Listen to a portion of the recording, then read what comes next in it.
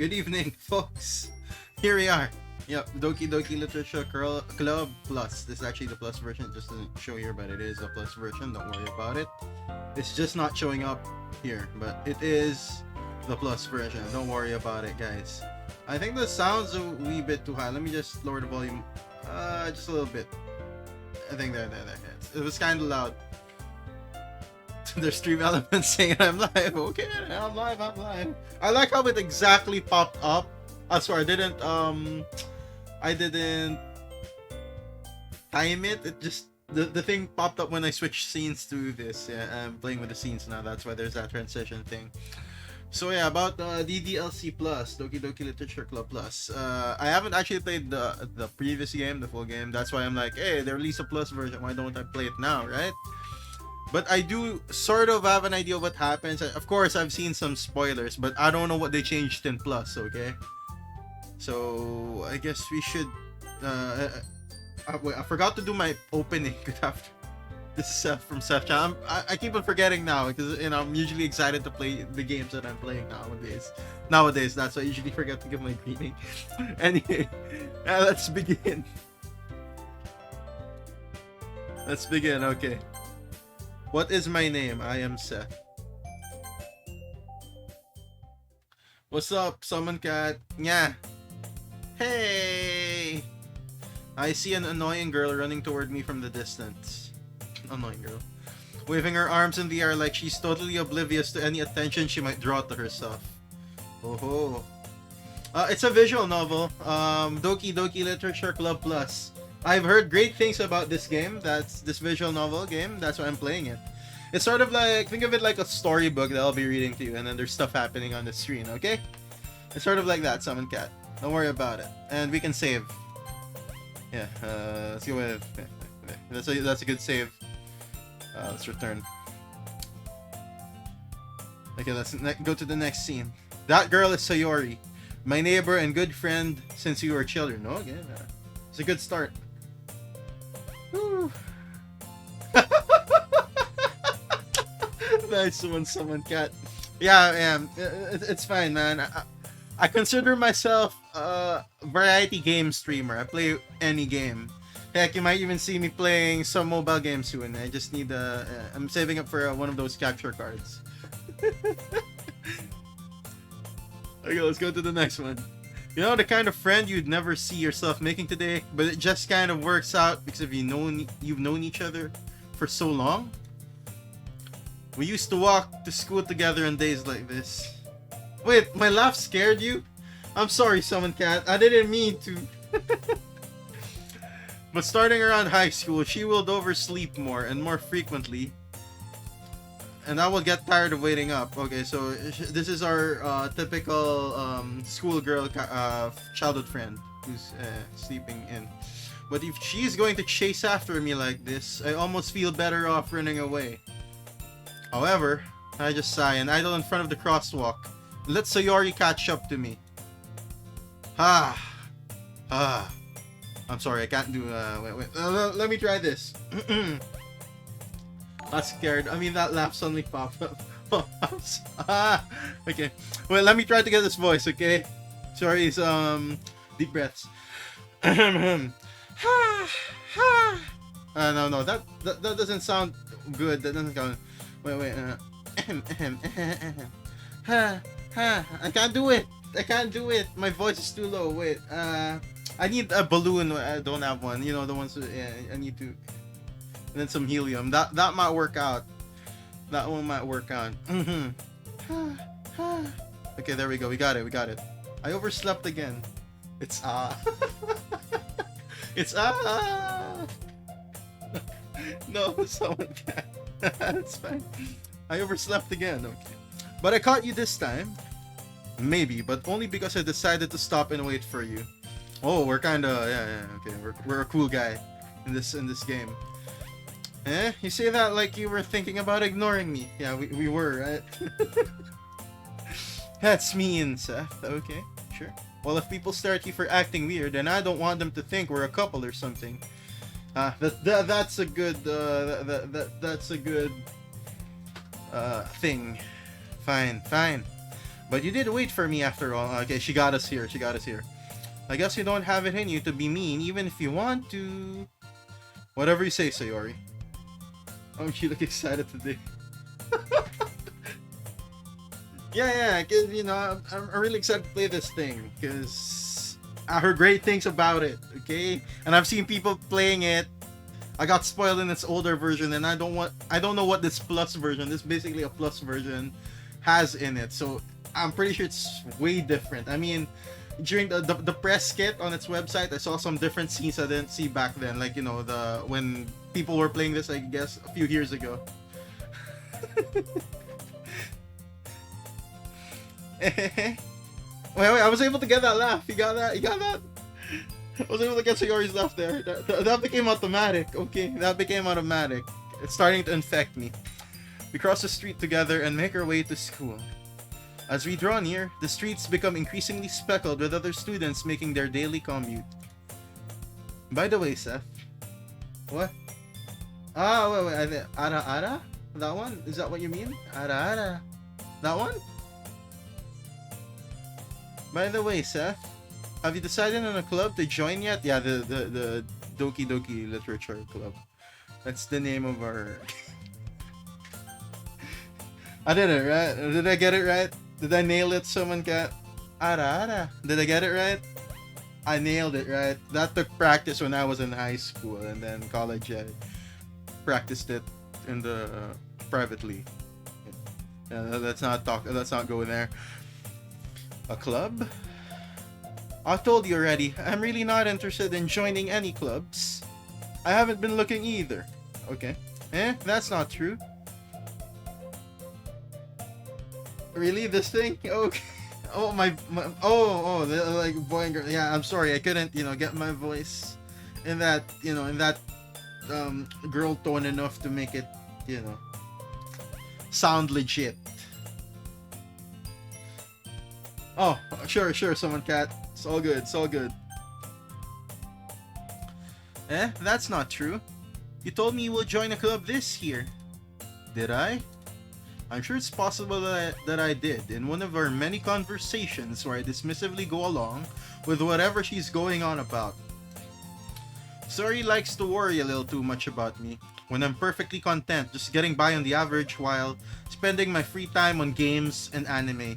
This is me here, games and anime. That's like breathing and eating. So games is like breathing, and then anime is like eating. That's sort of it. Oh yeah, 4 people? Oh, hey, welcome folks. Awesome. Because this game is amazing. So yeah, I get it. I perfectly get it. And it's plus. It has a plus. So I'm looking forward to great things. I was talking about how I'm worried that you won't learn how to socialize or have any skills before college. Oof. No. This is like flashbacks. Your happiness is really important to me, Okay, good. It's good to know we have a friend here. And I know you're happy now, but I die at the thought of you becoming a NEET in a few years because you're not used to the real world. Hey, this is the real world. Teachers told me that too. Like, you gotta get ready for the real world. And I'm like, what? This is not the real world yet. So this whole classroom isn't real, Anyway, I went all philosophical on them, and they had to refute it. Anyway, yeah, there you go. You trust me, right? Don't make me keep worrying about you. Sure, we'll trust her. Alright. I'll look at a few clubs if it makes you happy. I mean, the title. No promises, though. That real world comes to later. Will you at least promise me you'll try a little? Yeah, I guess I'll promise you that. Yep, summon cat. Yes, it did. Yay! Wait, let's write 2 copies. Yay! Okay, we got that. Why do I let myself get lectured by such a carefree girl? Okay. More than that, I'm surprised that I even let myself relent to her. I guess seeing her worry so much about me makes me want to ease her mind at least a little bit, even if she does exaggerate everything inside of her head.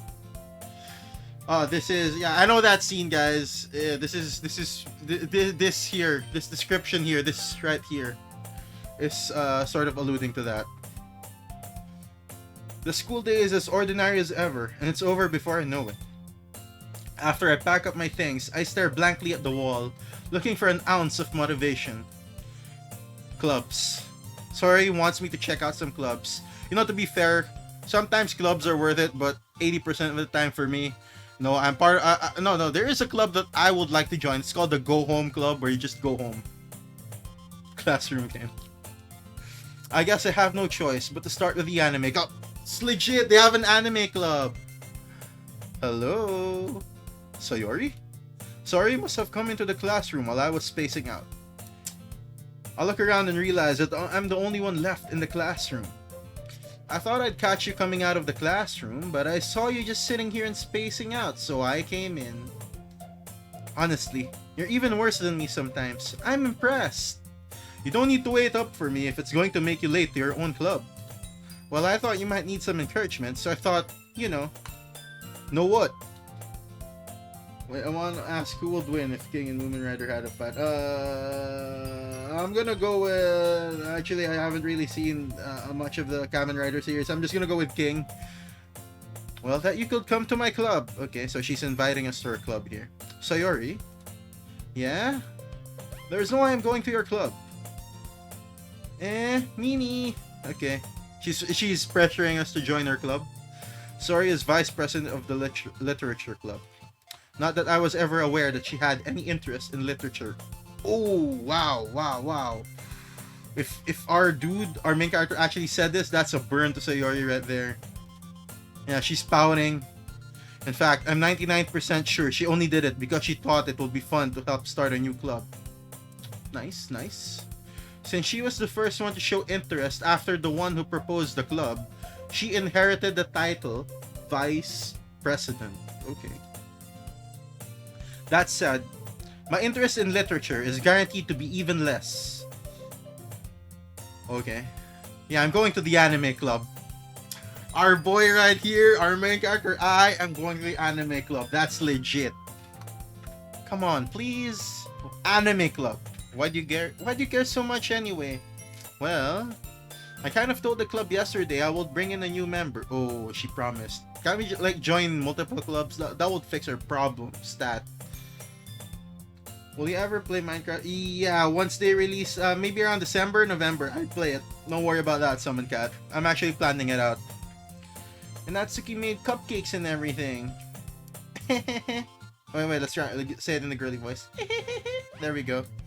Don't make promises you can't keep. Oh, anyway, I can't tell if Sayori is really that much of an airhead or if he's so cunning as to have planned all of this out. I let out a long sigh. Fine, I'll stop by for a cupcake, okay? Yeah, we'll stop by for a cupcake. Yay, let's go. Yes, sorry, yeah, she said yes. It's all good. And thus, today marks the day I sold my soul for a cupcake. And then the silence. You see that? There's no sound. This is legit. We actually sold our soul for a cupcake. I dejectedly follow Sayori across the school and upstairs. A section of the school I rarely visit. Yeah, the music stopped because we sold our soul for a cupcake. Sayori, full of energy, swings open the classroom door. Everyone, the new member is here. I told you, don't call me a new member. I glance around the room. Welcome to the literature club. It's a pleasure meeting you. Sayori always says nice things about you. Okay, cool. Seriously, you brought a boy? Yeah, kinda sketchy there, yo. Way to kill the atmosphere. Ah, Seth, what a nice surprise. Welcome to the club. Oh, she knows her name. All words escape me in this situation. This club is full of incredibly cute girls. I knew it. What are you looking at? That's why I placed nee-chans with a quote-unquote. If you want to say something, say it. This is sorry. Natsuki. Is that how you do it? Okay. The girl with the sour attitude, whose name is apparently Natsuki, is one I don't recognize. I knew it. That's yes, I do, Summon Cat. Yeah, I gotta admit that. That's why we're playing this. Her small figure makes her look like a first-year student. She is also the one who made cupcakes, according to Sayori. Okay, so we get cupcakes here. You can just ignore her when she gets moody. Sayori says that quietly into my ear. then turns back towards the other girls. Wow, we're really close, you know. She just whispers it into her ear, the Sayori girl here. Anyway, this is Natsuki, always full of energy. Okay, so she's like shorter than everyone else, but full of energy, I get it. And this is Yuri, the smartest in the club. Okay, so this is Yuri, the purple-haired girl, the smartest. Okay, don't say things like that.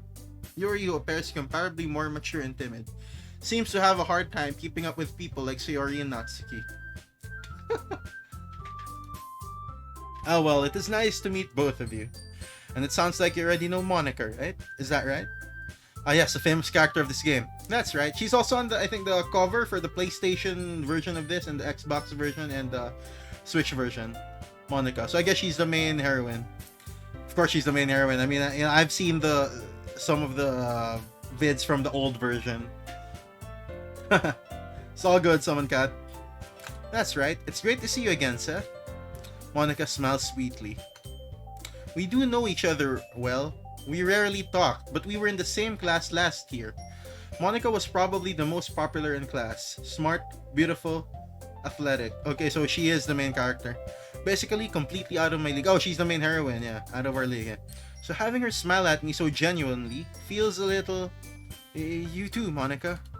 Come sit down, Seth. We made room for you at the table, so you can sit next to me or Monica. I'll get the cupcakes. Hey, I made them. I'll get them. Okay. Sorry, I got a little too excited. Then how about I make some tea as well? Okay. The girls have a few desks arranged to form a table. As Sayori mentioned, it's been widened so that there is one space next to Monica and one space next to Sayori. Okay. Natsuki and Yuri walk over to the corner of the room where Natsuki grabs a wrap tray and Yuri opens the closet. I guess this is the closet, the one at the right.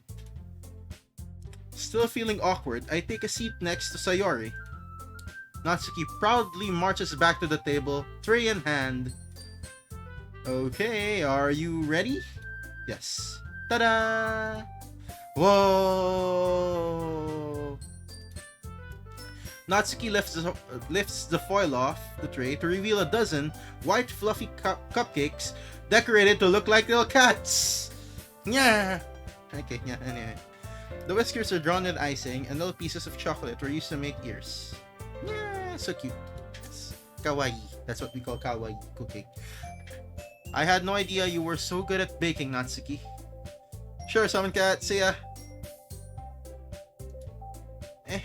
Well, you know, just hurry and take one. You can do it, Summon Cat. Gambare. So he grabs one first, then Monica. I follow. It's delicious.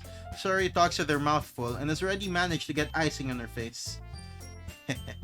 I turn the cupcake around in my fingers, looking for the best angle to take a bite. Okay, let me just lower my phones. Natsuki is quiet. I can't help but notice her sneaking glances in my direction. We're already a protagonist here, guys. What do you call it? Yeah, you know, that kind of series. Is she waiting for me to take a bite? I finally bite down. The icing is sweet and full of flavor. I wonder if she made it herself. This is really good. Thank you, Natsuki. Why are you thanking me? It's not like haven't I heard this somewhere before? Made them for you or anything. Classic tsundere. So Natsuki's a tsundere, guys. Tsundere. How do I know these things? I've played visual novels from when I was in high school. And I guess a few in college. This is the first one in, I don't know, 3 years that I've played again. I might play more after this one. Yeah, I thought you technically did. Sayori said, well, maybe. But not for, you know, you, dummy. Alright.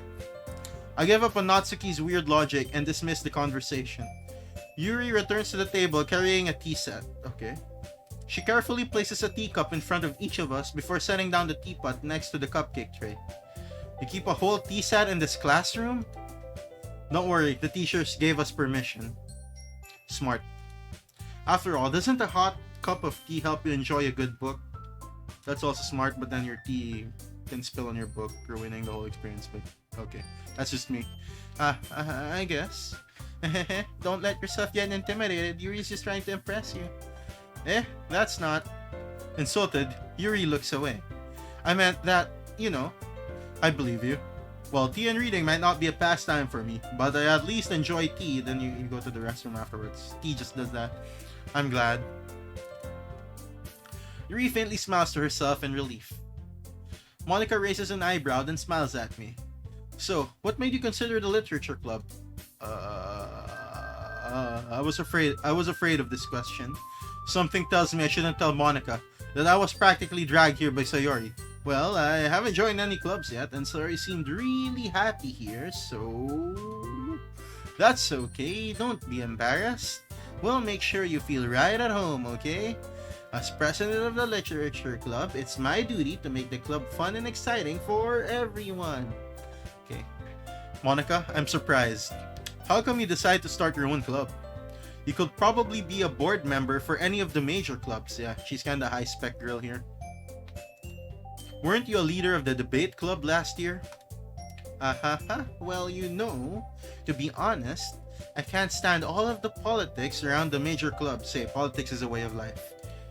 It feels like nothing but arguing about the budget and publicity and how to prepare for events. I'd much rather take something I personally enjoy and make something special out of it. And if it encourages others to get into literature, then I'm fulfilling that dream. Okay, that's good for her. Monica really is a great leader. Yuri also nods in agreement. Then I'm surprised there aren't more people in the club yet. It must be hard to start a new club. You could put it that way. I mean, they have the anime club, so yeah, I'm guessing that's where everyone goes. Not many people are my voice cracked. Are very interested in putting out all the effort to start something brand new. Especially when it's something that doesn't grab your attention, like literature. You have to work hard to convince people that you're both fun and worthwhile. But it makes school events like this festival that much more important. I'm confident that we can all really grow this club before we graduate. Right, everyone? Yeah! We'll do our best. You know it. Everyone enthusiastically agrees. Such different girls, all interested in the same goal. This is why we're here. Monica must have worked really hard just to find these three. Maybe that's why they were all so delighted by the idea of a new member joining. Though I still don't really know if I can keep up with their level of enthusiasm about literature. So Seth, what kinds of things do you like to read? Well, considering how little I've read these past few years, I don't really have a good way of answering that. Manga. That's literature. I mutter quietly to myself, half joking. Natsuki's head suddenly perks up. It looks like she wants to say something, but she keeps quiet. Oh, she's also a fan. And not much of a reader, I guess. Well, that can change. What am I saying? I spoke without thinking after seeing Yuri's sad smile. Anyway, what about you, Yuri? Well, let's see. Yuri traces the rim of her teacup with her finger. My favorites are usually novels that build deep and complex fantasy worlds. Isekai. The level of creativity and craftsmanship behind them is amazing to me, and telling a good story in such a foreign world is equally impressive. Isekai. Yuri goes on, clearly passionate about her reading. She seemed so reserved and timid since the moment I walked in, but it's obvious by the way her eyes light up that she finds her comfort in the world of books, not people. But you know, I like a lot of things. Stories with deep psychological elements usually immerse me as well. Horror. Isn't it amazing how a writer can so deliberately take advantage of your own lack of imagination to completely throw you for a loop? Mystery novels. Anyway, I've been reading a lot of horror lately. I knew it, horror. I read a horror book once. I desperately grasped something I can relate to at the minimal level. At this rate, Yuri might as well be having a conversation with a rock. Really? I wouldn't have expected that, Yuri. For someone as gentle as you, I guess you could say that. But if a story makes me think or takes me to another world, then I really can't put it down. Surreal horror is often very successful at changing the way you look at the world, if only for a brief moment. I hate horror. Oh, why is that? Well, I bet she gets scared. Natsuki's eyes dart over to me for a split second. Never mind. That's right, you usually like to write about cute things, don't you, Natsuki? What? Cute things, kawaii. What gives you that idea? You left a piece of scrap paper behind last club meeting. It looked like you were working on a poem called Don't Say It Out Loud, and give that back. Fine, fine. Your cupcakes, your poems. Everything you do is just as cute as you are. Sayori sidles up behind Natsuki and puts her hands on her shoulders. I'm not cute. Okay, why did you say that? Natsuki, you write your own poems? Well, I guess sometimes. I can do haikus. Why do you care? I think that's impressive. Why don't you share them sometime? No. Natsuki averts her eyes. You wouldn't like them. Not a very confident writer yet? I understand how Natsuki feels. Sharing that level of writing takes more than just confidence. The truest form of writing is writing to oneself. Truth. You must be willing to open up to your readers, exposing your vulnerabilities, and showing even the deepest reaches of your heart. Oh, I see. I should take note of these things. Do you have writing experience too, Yuri? I write fanfiction, by the way. Maybe if you share some of your work, you can set an example and help Natsuki feel comfortable enough to share hers. I guess it's the same for Yuri. Aw, I wanted to read everyone's poems. We all sat in silence for a moment. There's an awkward silence. Okay, I have an idea, everyone. Nice one, club president. Natsuki and Yuri look quizzically at Monica. Let's all go home and write a poem of our own. The next time we meet, we'll all share them with each other. That way, everyone is even. Yeah, let's do it. Yes, Sayori. DDLC plus. Name drop. Now that we have a new member, I think it will help us all get a little more comfortable with each other and strengthen the bond of the club. Isn't that right, Seth? Monica smiles warmly at me once again. Hold on, there's still one problem. What's that? Now that we're back to the original topic of me joining the club, I bluntly come forth with what's been on my mind the entire time. I never said I will join this club. Nice going, main character. That's right, we gotta fight for the anime club. Sorry, may have convinced me to stop by, but I never made any decision. I still have other clubs to look at, and I lose my train of thought.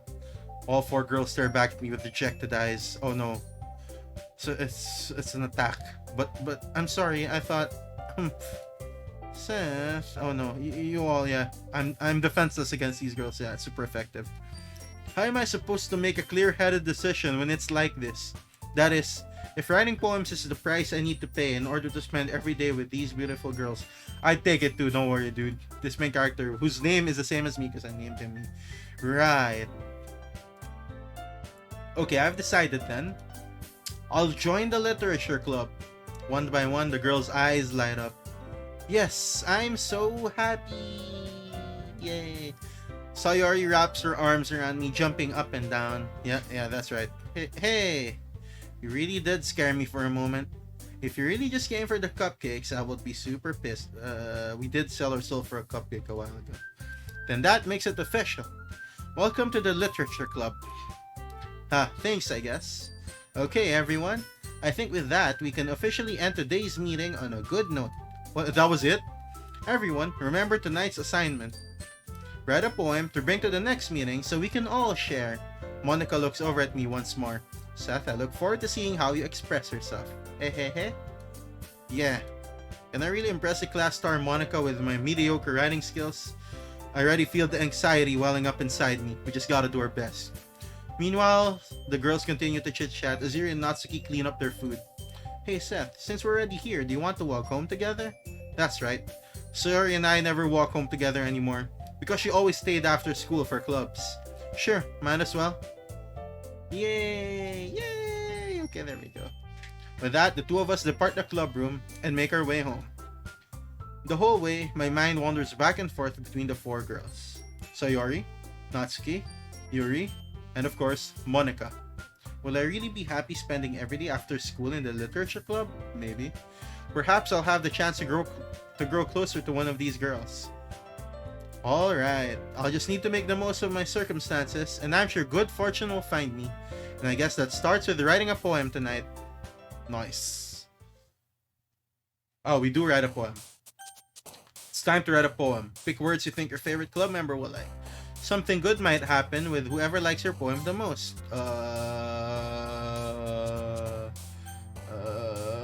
Let's go with... Oh, why is Monica not here? I thought she was a main character, but that's fine. Okay, let's save first. This might be important, guys. We gotta save. Oh, we gotta save here. Did I save it? Okay. The right click doesn't work apparently. That's fine. Let's go with... let's go with Smile. Smile and then... Orphe, no. It's a kind of weird word. Passion, no. Infinite. Headphones? Oh, that was her. She likes headphones. Games, Judgment, Universe, Feather, Jump, Electricity Blanket, Intellectual. I think Intellectual is her, right? Let me just check. Yeah, it is her. Cute, I think she's cute. Vitality, Hopeless, Happiness, Memories, Contamination, Sadness, Secretive, Incapable, Vivacious. Whoa, this is a good English word right here. Let's go for... Who should we pick? Let's go with the anime one. I think she knows manga, so let's go with her. Tsundere. I think she goes with Secretive, right? No, it's still her. But okay, Misery, Tenacious, Sparkle, Kitty, Play. Maybe Kitty. Yeah, I knew it. I think she'll also like Sweet. No, it was her. Okay. Bouncy, Nightgown, Fantasy. No, she said she likes Fantasy, right? Warm, Embrace, Melody, Wrath. Maybe Melody? Okay. So she likes songs, I guess. Journey, Awesome, Romance, Whirlwind, Sunny. I guess she is Sunny. Depression, I guess she's Analysis. Maybe Sensation? No, it's still her. Tears, Pink, Pain, Wonderful, Insight.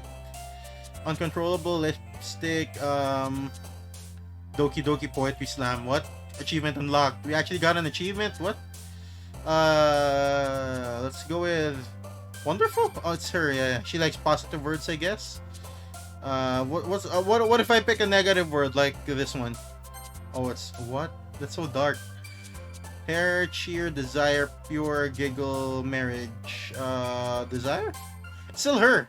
Strawberry, Hurt, Email, Milk, Skirt, Email? Oh, okay. Something, I guess, like, very strong. Childhood, Unstable, Ribbon, Waterfall, Incongruent maybe? That's still her. Because it's a smart sounding word. Of course, we'll get the intellectual one. Excuse me. Eternity, Amazing, Despise, Silly, Mouse, Graveyard. She doesn't like horror, so no. Adventure? Oh, it's her. Shopping, Clumsy, Pleasure, Starscape, Skipping, Pleasure. It's still her. Playground, Aura, Extraordinary, Defeat, Ambient, Anime. I knew it. Fireflies, Destiny, Determination, Ocean, Grief, Tragedy, Explode. It's still her. Fluffy, Chocolate. Oh, okay, there we go. Doki Doki. We're doing it. Valentine. Yeah, we did it. Did we get it? What did we get? Hi again, Seth. Oh, hey, we're back in the club. Glad to see you didn't run away on us. Ha ha ha ha. Nah, don't worry. This might be a little strange for me, but I at least keep my word. Well, I'm back at the literature club. Yeah, always keep your word. I was the last to come in, so everyone else is already hanging out. Thanks for keeping your promise, Seth. Nice. I hope this isn't too overwhelming of a commitment for you, making you dive headfirst into literature when you're not accustomed to it. Oh, come on, like he deserves any slack. Sorry you told me you didn't even want to join any clubs this year. And last year, too. I don't know if you plan to just come here and hang out or what.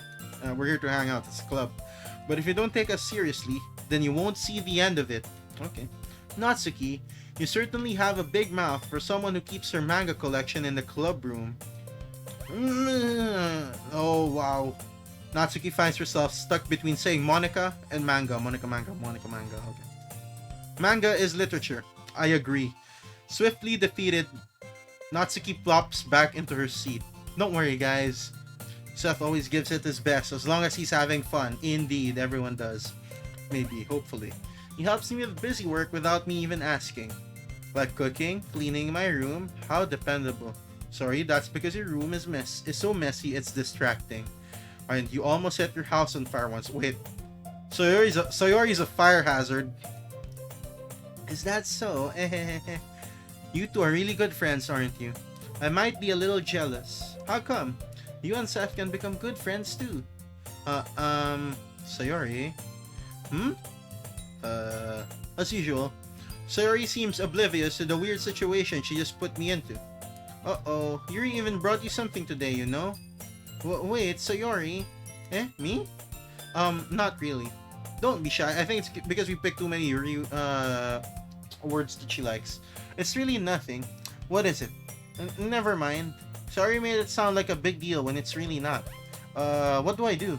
I'm sorry, Yuri. I wasn't thinking. I guess that means it's up to me to rescue this situation. Hey, don't worry about it. First of all, I wasn't expecting anything in the first place. So any nice gesture from you is a pleasant surprise. Cool. It'll make me happy no matter what. Is that so? Yeah, I won't make it a big deal if you don't want it to be. Alright. Well, here. Yuri reaches into her bag and pulls out a book. I didn't want you to feel left out, so I picked out a book that I thought you might enjoy. It's a short read, so it should keep your attention even if you don't usually read. Interesting? And we could, you know, discuss it if you wanted. Interesting, discuss it. Read a book and chill, huh? I understand completely. Yuri's thoughts here. This is... How is this girl accidentally being so cute? She even picked out a book she thinks I like despite me not reading much. Yuri, thank you. I'll definitely read this. I enthusiastically take the book. Phew. Well, you can read it at your own pace. I look forward to hearing what you think. Now that everyone's settled in, I expected Monica to kick off some scheduled activities for the club. But that doesn't seem to be the case. Sayori and Monica are having a cheery conversation in the corner. Yuri's face is already buried in a book. I can't help but notice her intense expression, like she was waiting for this chance. Meanwhile, Natsuki is rummaging around in the closet. Okay. Let me just turn off my electric fan. Okay. I hear Natsuki utter an exasperated sigh from within the closet. She seems to be annoyed by something. I approach her in case she needs a hand. You looking for something in there? Freaking Monica. She never puts my stuff back in the right spot. Hey, there's some good music. What's the point in keeping your collection organized if someone else is just gonna mess it up? Natsuki slides a bunch of stacked books and boxes across the shelf. Manga. You read manga, right? Yes. Sometimes. Just, you know, say the truth, dude. Manga is one of those things where you can't admit you're really into it until you figure out where the other person stands. I disagree with this. People nowadays are more trusting. Just say manga, they'll go like, cool. It's like comics, you know? It's cool. It's fine. I guess. How did you know anyway? I heard you bring it up at some point. Besides, it's kind of written on your face. It is. Our face is manga. What's that supposed to mean? I see. There's a lone volume of manga amidst a stack of various books on the side of one of the shelves. Curious, I pull it out of the stack. There it is! Natsuki snatches it out of my hand. She then turns to a box of manga and slips the volume right into the middle of the rest. Nice. Much better. Seeing a box set with one book missing is probably the most irritating sight in the world. I agree. I know that feel. I get a closer look at the box set she's admiring. Parfait Girls. It's a series I've never heard of in my life. Okay, so Parfait would work for Natsuki here. That probably means it's either way out of my demographic, or it's simply terrible. I'm guessing it's way out of our demographic. I mean, they have a box set and everything. If you're gonna judge, you can go do it through the glass on that door. She points to the classroom door. Hey, I wasn't judging anything. Yeah, don't judge, dude. I didn't even say anything. It was the tone of your voice. But I'll tell you one thing, Seth. Consider this a lesson straight from the literature club. Don't judge a book by its cover. That's basically a lesson of life. In fact, Natsuki pulls out the first volume of Parfait Girls from the box. I'm gonna show you exactly why. She's gonna convert us. She shoves the book right into my hands. I start the cover. It features 4 girls in colorful attire. striking animated feminine poses. It's exceedingly moe. Don't just stand there. You can feel the fire, the flames. What? Natsuki grabs my arm and pulls me out of the closet. She then takes a seat against the wall beneath the windowsills. She pats on the ground next to her, signaling me to sit there. Wouldn't chairs be more comfortable? I take my seat. Chairs wouldn't work. We can't read at the same time like that. What? Why is that? I guess it's easier to be close together like this. Don't just say that. You'll make me feel weird about it. Natsuki crosses her arms and scooches an inch away from me. Sorry. I didn't exactly expect to be sitting this close to her either. Not that I can say it's a particularly bad thing. I open the book. It's only a few seconds before Natsuki once again inches closer, reclaiming the additional space while she hopes I won't notice. I can feel her peering over my shoulder, much more eager to begin reading than I am. Oh, wow, how long has it been since I read the beginning? You don't go back and flip through the older volumes every now and then? Not really. Maybe sometimes after I've already finished the series. Hey, are you paying attention? I am, but nothing's really happened yet. So I can talk at the same time. It looks like it's about a bunch of friends in high school. Typical slice of life affair, just like this, Doki, this Plus game. DDLC Plus. I kind of grew out of these, since it's rare for the writing to be entertaining enough to make up for the lack of plot. Hey! So, what should I expect from this? Is there going to be a plot? Is there going to be plot? Well, obviously. She's blushing. You think I would enjoy something that didn't have a plot? I mean, well, I guess I know what you're saying. A lot of the beginning is about simple things. Like there's a really funny chapter where they're obsessed with the guy at the ice cream shop. Ah, okay. There's her plot. Slice of life. It's like Nichijou. Yeah. I get it. But that just helps you get to know the characters. And besides, it's still entertaining. But later on, there's all kinds of drama. Like when they get into all their backstories and when some of the romance starts to happen. Oh no, I don't like these kinds of stories. If you're gonna give me slice of life, just keep on giving me slice of life. I like it better that way. That's really what makes it so good. There's so many touching parts. Is that so? It sounds like you really know what you're talking about. Maybe I underestimated you. Hey, wait. What's that supposed to mean? Natsuki gives me a little shove. I just meant that I haven't yet seen you at your full power. Good save. This chapter seems like it's about baking. This is just a guess. But is there a lot of baking in the title, bruh? Parfait. Well, Natsuki pauses for a moment, as if she doesn't want to admit something. Yeah. Why? Does that matter? It doesn't. I was just curious. Since you enjoy baking too, right? That's just a coincidence. Oh yeah, she made the cupcakes. I just happened to get into baking around the same time I got this manga. Like, I would ever get into anything because it's in a manga. I feel bad for anyone that impressionable. It's kinda, yeah, I don't know. Definitely not a coincidence. I guess that explains Natsuki's interest in baking. Still, of all the hobbies to pick up from a manga, that's definitely one of the better ones. Not to mention she's really good at it, so who am I to judge? Oh, cute, that's so cute. Kawaii, moe. We read on for a few more minutes. I've finished a couple of chapters at this point. Are you sure this isn't boring for you? It's not. Even though you're just watching me read? Well, I'm fine with that. I'd rather watch anime with someone. No, personal. If you say so. I guess it's fun sharing something you like with something else. I agree with that one. I always get excited when I convince any of my friends to pick up a series I enjoy. Our main character Seth here knows what Natsuki thinks. You know what I mean? Huh? You don't? That's not...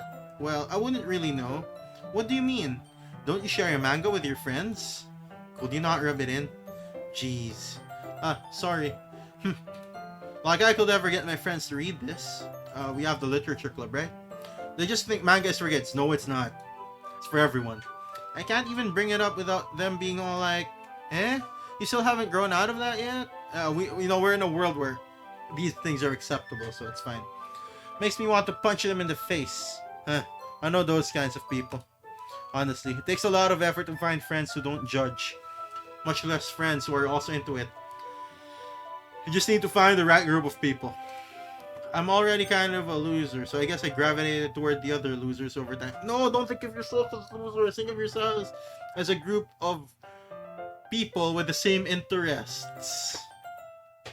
But it's probably harder for someone like you. Yeah, that's pretty accurate. Wait, which part? I mean, I feel like I can't even keep it in my own room. I don't even know what my dad will do if he found this. Here's the trick to that. You get a huge shelf. You play several books, then you get some series that's normal-ish, and then you also fill that up, and then your personal stash of the weird manga, put it somewhere else. No, you also put it there, but it's like hiding a tree within a forest. There you go. That's what you have to do. At least it's safe here in the club room. Except Monica was kind of a jerk about it. I just can't win, can I? Well, it paid off in the end, didn't it? I mean, here I am reading it. Well, it's not like that solves any of my problems. Maybe. But at least you're enjoying yourself, right? So? Ahahaha. Jeez, that's enough. Are you gonna keep reading or what? Yeah. I flip the page. Suddenly, Natsuki starts laughing. I totally forgot that happens. Natsuki puts her finger on one of the panels. Minori is my favorite character. You always feel a little bad for her since she's so unlucky. But it gets especially bad when... Oh no, she's gonna spoil. Ooh. I shouldn't be talking about that yet. Yeah, she almost spoiled. Just finish this chapter. Natsuki's voice sparkles with excitement. It's a stark contrast to her usual bossy tone.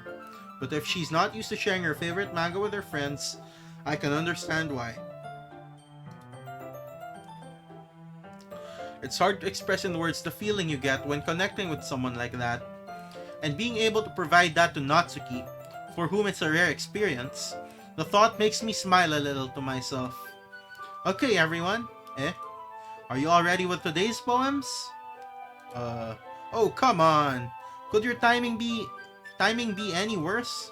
Sorry. I just need to make sure we have enough time. Though you do look pretty cozy over there.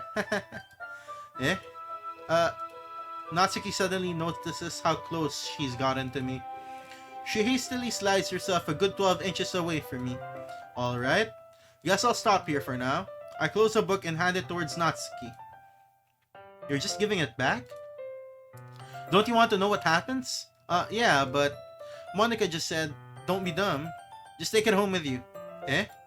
Is that really alright? This is a huge sign of trust, Sharing someone your manga with, someone sharing their manga with you, their personal copy, and they don't have like another second copy.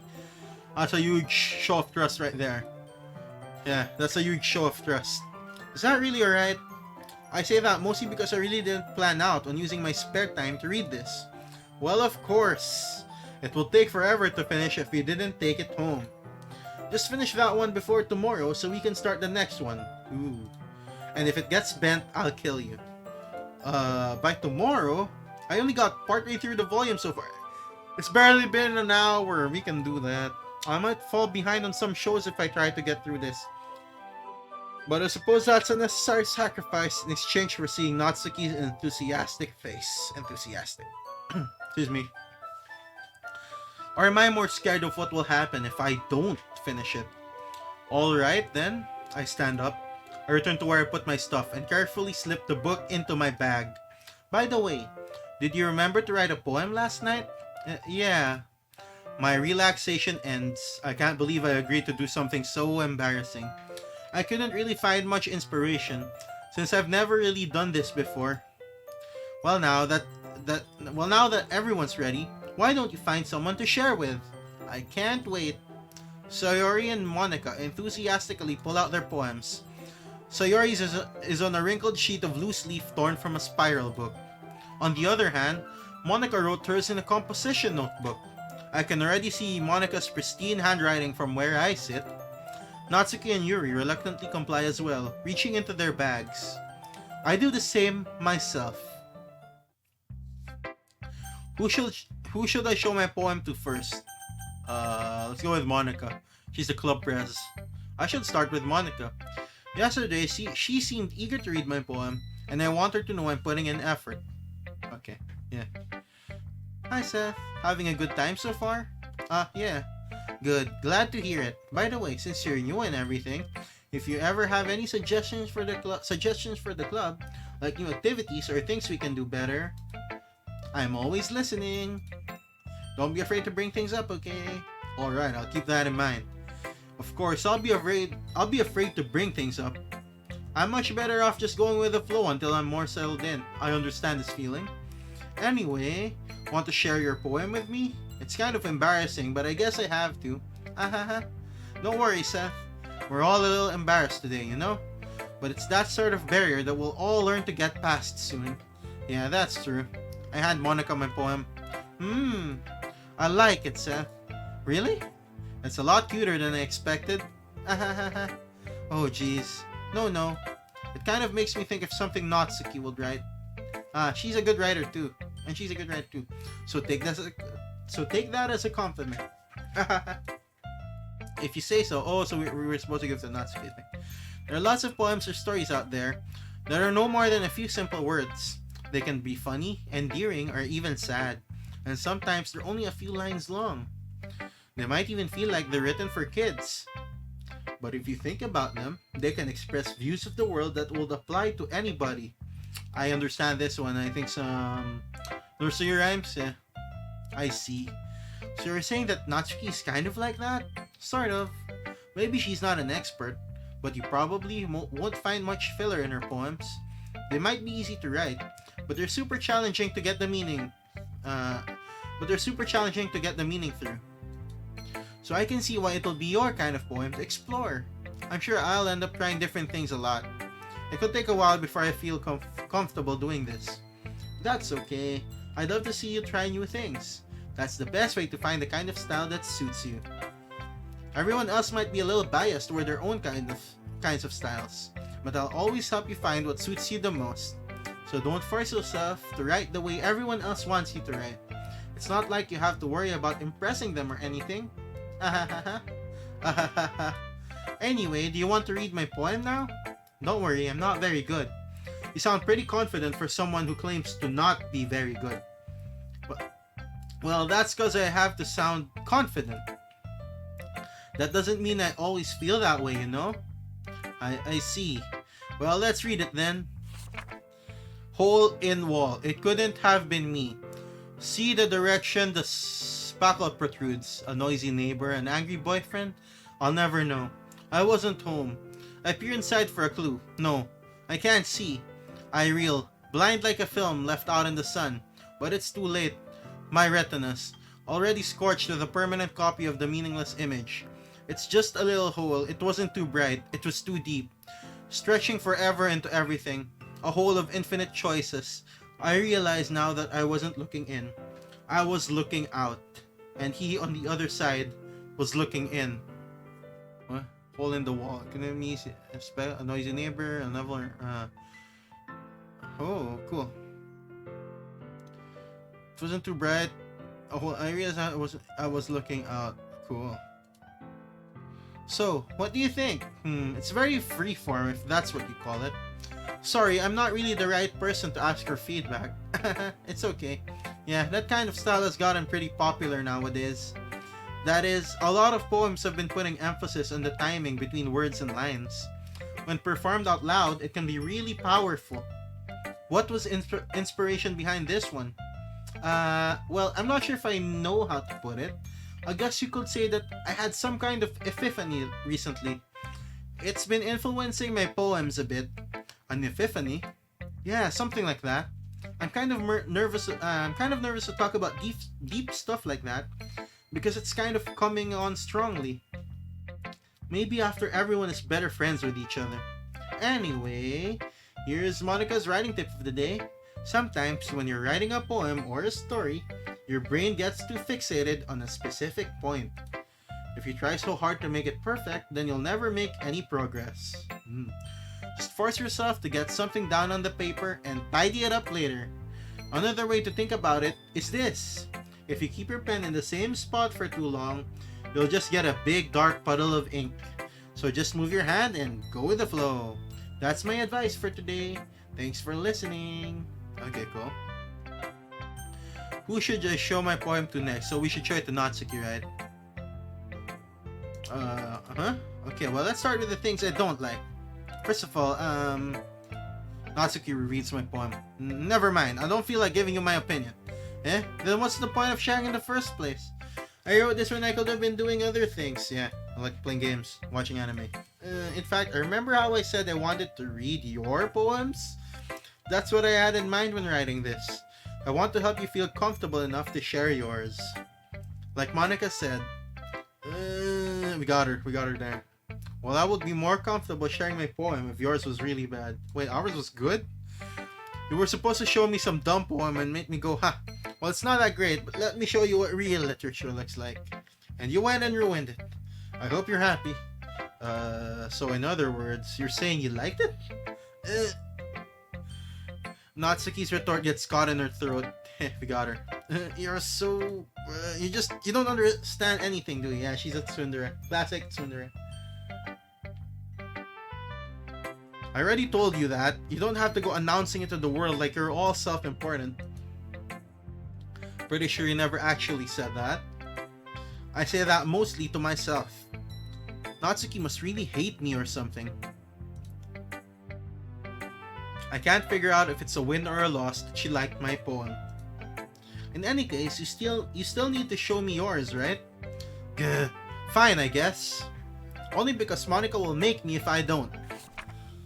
Eagles can fly, monkeys can climb, crickets can leap, horses can race, owls can seek, cheetahs can run, eagles can fly, people can try, but that's about it.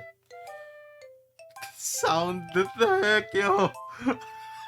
And the simplicity of the poem, like, first we saw Monica's like free form, whatever, it's like a huge text, with very fancy handwriting, and then we get this. Wait, but you can make a song about this, Eagles Can Fly. I think there was a song like that. I forgot. There was a play I went to once. Yeah, something with eagles like fly and whatever. I forgot what it was. Yeah, I told you that you weren't gonna like it. I like it. What? Just be honest, I am. Why are you so convinced that I wouldn't like it? Well... because... everyone in high school thinks that writing has to be all sophisticated and stuff. So people don't even take my writing seriously. But isn't the point of poems for people to express themselves? Your writing style wouldn't make your message any less valid. Yes, exactly. I like when it's easy to read, but it hits you hard. That's how everything should be like, actually, but sometimes when people put minimum number of words and whatnot, pages, you just pad it with whatever words. Like in this poem, seeing everyone around you do great things can be really disheartening, so I decided to write about it. Yeah, I understand, but the other nice thing about simple writing is that it puts more weight on the wordplay. Like I set up for a rhyme at the end, but then made it fall flat on purpose. It helps bring out the feeling in the last line. So you did. I guess more went into it than I realized. That's what it means to be a pro. I'm glad you learned something. Didn't expect that from the youngest one here, did you? Yeah, guess not. Yeah, she's the shortest, so she's the youngest one, right? Yeah. I decided to humor her with that last comment. I don't really care how old everyone is, but if Natsuki is feeling proud, then I won't take that away from her. Who should I show my poem to next? You should show Yuri next. Yuri stares at the poem. A minute passes. More than enough time for her to finish reading. Oh, sorry. I forgot to start speaking. It's fine, don't force yourself. I'm not. I just need to put my thoughts into words. Hold on. Okay. This is your first time writing a poem, right? Yeah. Why do you ask? I'm just making sure. I guess that it might be after reading through it. So it's that bad. Why is her protagonist so self-defeating? But okay. No. Did I just raise my voice? I'm so sorry. Yuri buries her face in her hands. I couldn't help but notice that it's been several minutes and we really haven't gotten anywhere. And it might take Yuri a while to get used to new people. Yeah. It's fine. I really didn't notice. What were you saying? Right, it's just that there are specific writing habits that are usually typical of new writers. And having been through that myself, I kind of learned to pick up on them. I think the most noticeable thing I recognize in new writers is that they try to make their style very deliberate. In other words, they tend to pick a writing style separate from the topic matter and they form fit the two together. The end result is that both the style and the expressiveness are weakened. Once you finds her train of thought, it's as if her demeanor totally changes. Her stammering is completely gone, and she sounds like an expert. You know the critique here. I guess it can sort of work. You know, you can literally pick up like how to write your own thing here. Like at least get a gist of how to write. I guess you know it won't compare, of course, to professional help, but you know you can sort of like get a gist of how to write stuff. Of course, that's not something you can be blamed for. There are so many different skills and techniques that go into writing even a simple poem. Yeah, see, there are techniques. Not just finding them and building them, but getting them to work together is probably the most challenging part. So, from Natsuki, we got that the simpler the better, as long as you get your message out. So there's that. That's actually I find that very useful in day-to-day life. And then for Yuri, I guess it's what do you call it? Not just finding them getting to work together is probably the most challenging part. She's critiquing the form, the style of writing. Like it forms, I guess, after a while. It might take you some time, but it all comes with practice and learning by example and trying new things. So she's saying that your style of writing will eventually form by, doing your own thing. I also hope that everyone else in the club gives you valuable feedback. Natsuki can be a little biased though. Biased? How? Well, never mind. I shouldn't be talking about people like that. Sorry, it's fine. I'm not sure if Yuri is apologizing to herself, to me, or to Natsuki. Do you mind if I read your poem now? Please do. I'd love to share my thought process behind it. Yuri smiles dreamily as if that's a rare opportunity for her, which itself is kind of funny. After all, isn't this supposed to be a literature club? Whoa, all fancy. Almost similar to Monica's. Ghost under the light. The tendrils of my hair illuminate beneath the amber glow. What's that? Bathing. It must be this one. The last remaining street light to have withstood the test of time. The last yet to be replaced by the sickening blue-green hue of the future. I bathe. Calm, breathing air of the present, but living in the past. The light flickers, I flicker back. Deep. I'm sorry, I have such terrible handwriting. No, it's actually beautiful. What? I wasn't thinking that at all, yeah. But it took you a long time to read. No, we were amazed at the fanciness. Well, I just don't read script very often. I actually think your handwriting is pretty. Yeah. See, there you go, fancy pretty. That's a relief. Also, I like the poem. Yeah. Even though it's short, it was really descriptive. It wasn't too short. I usually write longer poems. Not at all. I'm really glad you like it. I'll be honest. Since it's our first time sharing, I wanted to write something a little more mild. Something easy to digest, I suppose. Are you into ghosts, Yuri? Actually, the story isn't about a ghost at all, Seth. Really? I must have totally missed the point. No, it's about her bathing. Well, I suppose you did only glance over it after all. But remember that poets often express their own thoughts, feelings, and experiences in their work. They usually do more than tell a simple story or paint a picture. In this case, perhaps, the subject of the poem is only being symbolically compared to a ghost, lingering in her last remaining place of comfort, unable to let go of the past, and soon to be left with nothing. That's a lot more soul than putting it that way. I hadn't even thought of that. That's impressive. It's nothing really. Well, it makes me happy that you think that. Just remember that it won't be long before you pick up on these things too. Yeah, maybe you're right. I guess I'll have to keep trying. I'm counting on you. Who should I show my poem to next, Sayori? This is a good poem, Seth. Are you sure it's your first time? Yes, of course. It's not that good. Am I the kind of guy who will be writing poems in the spare time, or the anime video games guy here? I guess you're right. But that's why it impressed me. Well, to be honest, I was afraid that you wouldn't do it seriously, or that you wouldn't write one at all. I'm really happy just that you wrote one. It just reminds me of how you're really a part of the club now. Not to mention the fact that I'm standing in front of you in the club room. Well, here's the thing, clubs, right? There's an entrance. Sometimes there's an entrance fee. I guess that's in college more. Entrance fee to join a club. Basically, when you've paid, you're technically already in. It doesn't matter if you go to the orientation or not. There's a life hack. Well, of course. I'm not really into it yet, but that doesn't mean I'll break my promise. See? It's like I said before, Seth. Deep down, you're not selfish at all, you know? Trying new things like this for other people, that's something that only really good people do. Thanks, Sayori.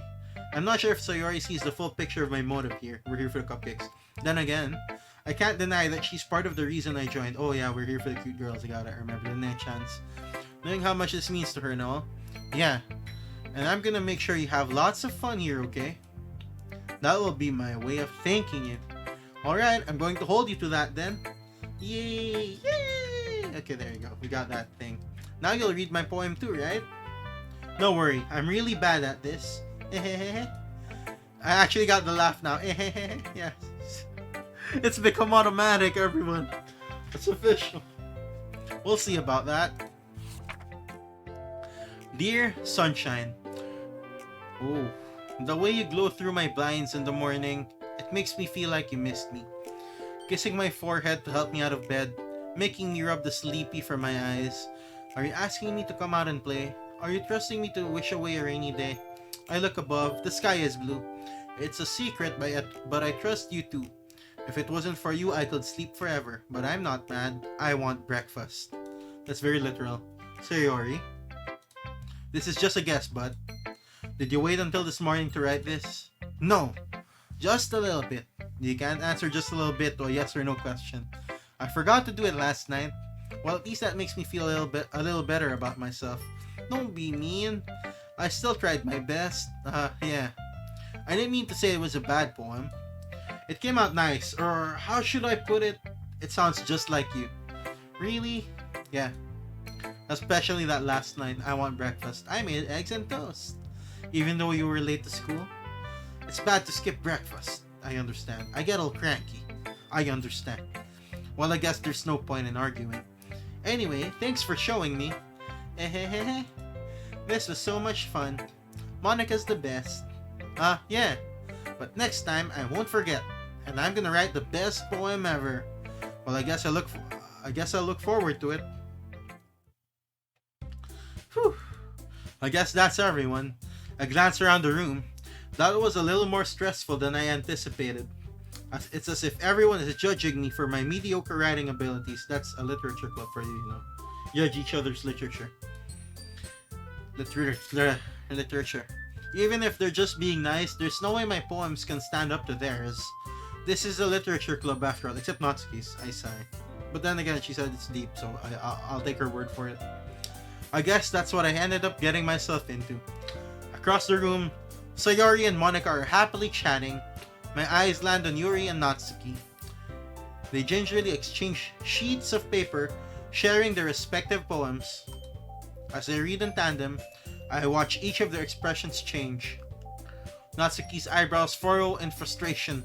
Meanwhile, Yuri smiles sadly. What's with this language? Eh? Did you say something? Oh, it's nothing. Natsuki dismissively returns the poem to the desk with one hand. I guess you could say it's fancy.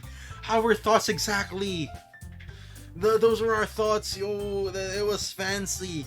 It was freaking fancy. It's legit. So it is fancy. Legit fancy.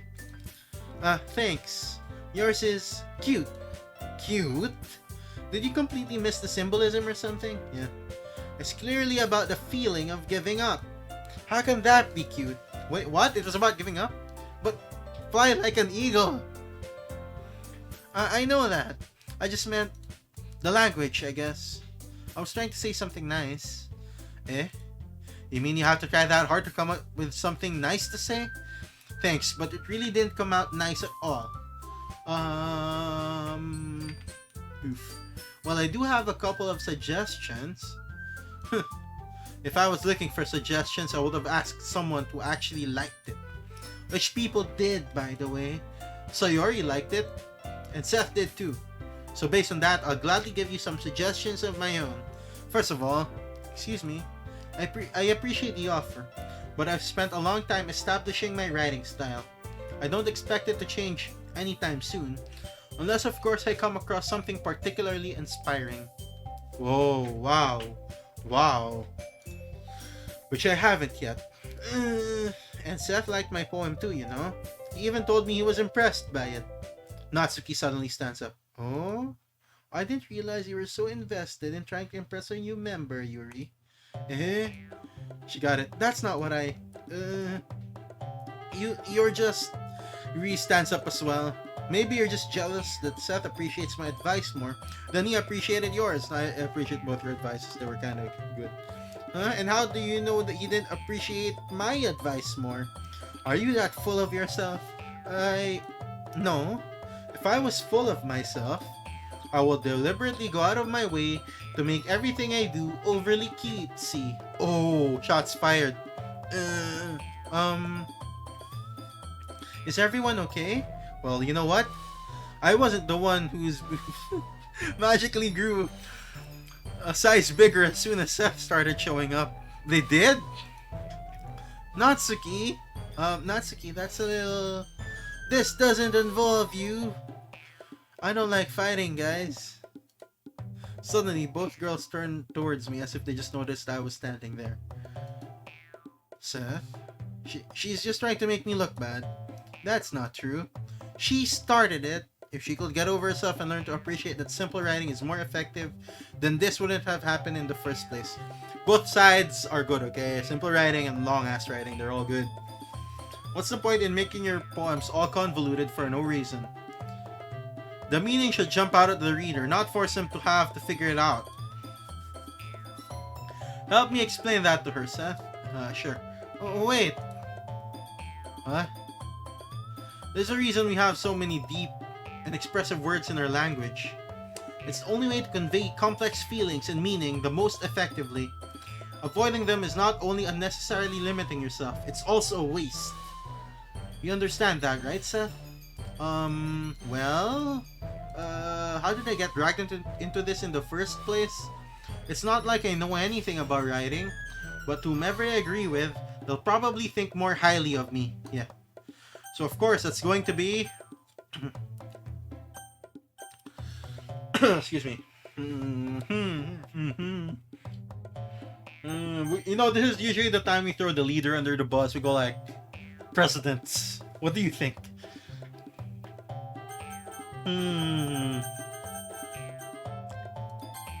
Natsuki. Natsuki glares at me. Natsuki glares at me, drying up any words I had in my mouth. So instead I turn to Yuri. Yuri? But Yuri's expression is so defenseless that I can't bring myself to say anything to her. Sayori. Eh? Yeah. Everyone's fighting is making Sayori uncomfortable. How can the two of you keep fighting when you know you're making your friend feel like this? Seth. Well, that's her problem. This isn't about her. I agree. It's unfair for others to interject their own feelings into our conflict. Yeah, unless Sayori wants to tell Yuri what a stuck-up jerk. Okay. Oh, okay. She will never.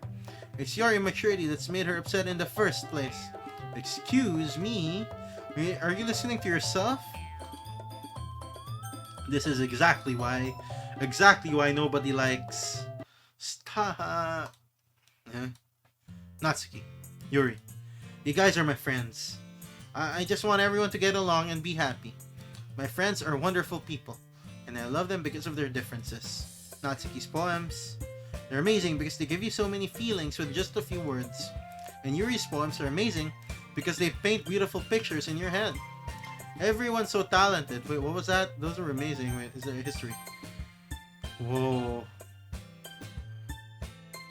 In just a few words. Oh, that's amazing. It's legit, yo. Let's save. Oh no, let's save here. Everyone's so talented. So why are we fighting? Because, well... Also, Natsuki's cute and there's nothing wrong with that. Yeah. And Yuri's chest is the same as they always were. Big and beautiful. Sayori? Sayori stands triumphantly. Monica stands behind her with a bewildered expression. I'll make some tea. Yuri rushes off. Natsuki sits down with a blank expression on her face, staring at nothing. Good thing we called on Sayori. So this is why Sayori is vice president. I whisper to Monica. She nods in return. To be honest, I might come off as a good leader, and I can organize things, but I'm not very good with people. I couldn't even bring myself to interject. Yeah, as president, that's kind of embarrassing of me. Yeah, I was kind of thinking she was gonna handle it. Nah, it's not like I can blame you. I wasn't able to say anything either. Well, I guess that just means Sayori's amazing in her own ways, isn't she? You could say that. She might be an airhead, but sometimes it's really suspicious that she knows exactly what she's doing. I see. Take good care of her, okay? I would hate to see her get herself hurt. That makes two of us. You can count on me. Monica smiles sweetly at me, causing my stomach to knot. Such a genuine person really does make a good president, regardless of what she says. If only I could get the chance to talk to her a little more. I like this music. Okay, everyone. It's just about time for us to leave. How did you all feel about sharing poems? It was a lot of fun. Well, I'd say it was worth it. It is alright. Well, mostly. Seth, how about you? Yeah, I'd say the same. It was a neat thing to talk about with everyone. Awesome! In that case, we'll do the same thing tomorrow. And maybe you learn something from your friends too. So your poems will turn out even better. I think to myself. I did learn a little more about the kinds of poems everyone likes. With any luck, that means I can at least do a better job impressing those I want to impress. I nod to myself with newfound determination. Seth? Ready to walk home? Sure, let's go. I guess we gotta go Sayori route. She can handle the two. Sayori beams at me. It really has been a while since Sayori and I have spent this much time together. I can't really say I'm not enjoying it either. Sayori? About what happened earlier? What do you mean? You know, between Yuri and Natsuki? Does that kind of thing happen often? No. That's really the first time I've seen them fight like that. Really? I promise they're both wonderful people. You don't hate them, do you? No, I don't hate them. I just wanted your opinion, that's all. I can see why they'd make good friends with you. Phew. You know, Seth, it's nice that I get to spend time with you in the club. But I think seeing you get along with everyone is what makes me the happiest. And I think everyone really likes you too. That's every day is going to be so much fun. Sigh. Okay, there you go. That's a sigh. It looks like Sayori still hasn't caught on to the kind of situation I'm in. Sure, being friends with everyone is nice, but does it really need to stop there, bruh? We'll just have to see what the future holds, Sayori. I pat Sayori on the shoulder. I said that more to myself than to her. But it's easy to use Sayori as an internal monologue sometimes. Okay, yeah, let's do this. Let's go with Puppy. I knew it's her. Cheeks, Party is her, of course. Friends, that's her. Playground Peace. Playground, no, that one's her. Fickle, Uncanny, Papa, Bouncy, Boing Boing. Dream. that's her. Game, sing, electricity, Doki, Doki. Hope. Adventure. Flower. I think lust will be intellectual, right? Embrace. Hair. Oh, that one's her. The middle. Yeah, that makes sense. Imagination. Oh, it's her. Shiny. Okay, cool. Candy. That's also her. Anime. That's also her. Jumpy. Kiss. Okay, that one's her. Whistle. Joy. Parfait is also her. That's what we know, right? Sugar. Okay. Oh yeah, baking. Sugar. Kitty. Oh, that was also her. Laugh. Determination. Special. Play.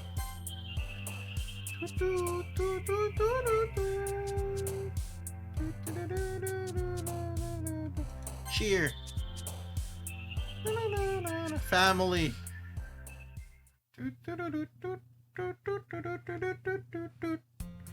Another day passes and it's time for the club meeting already.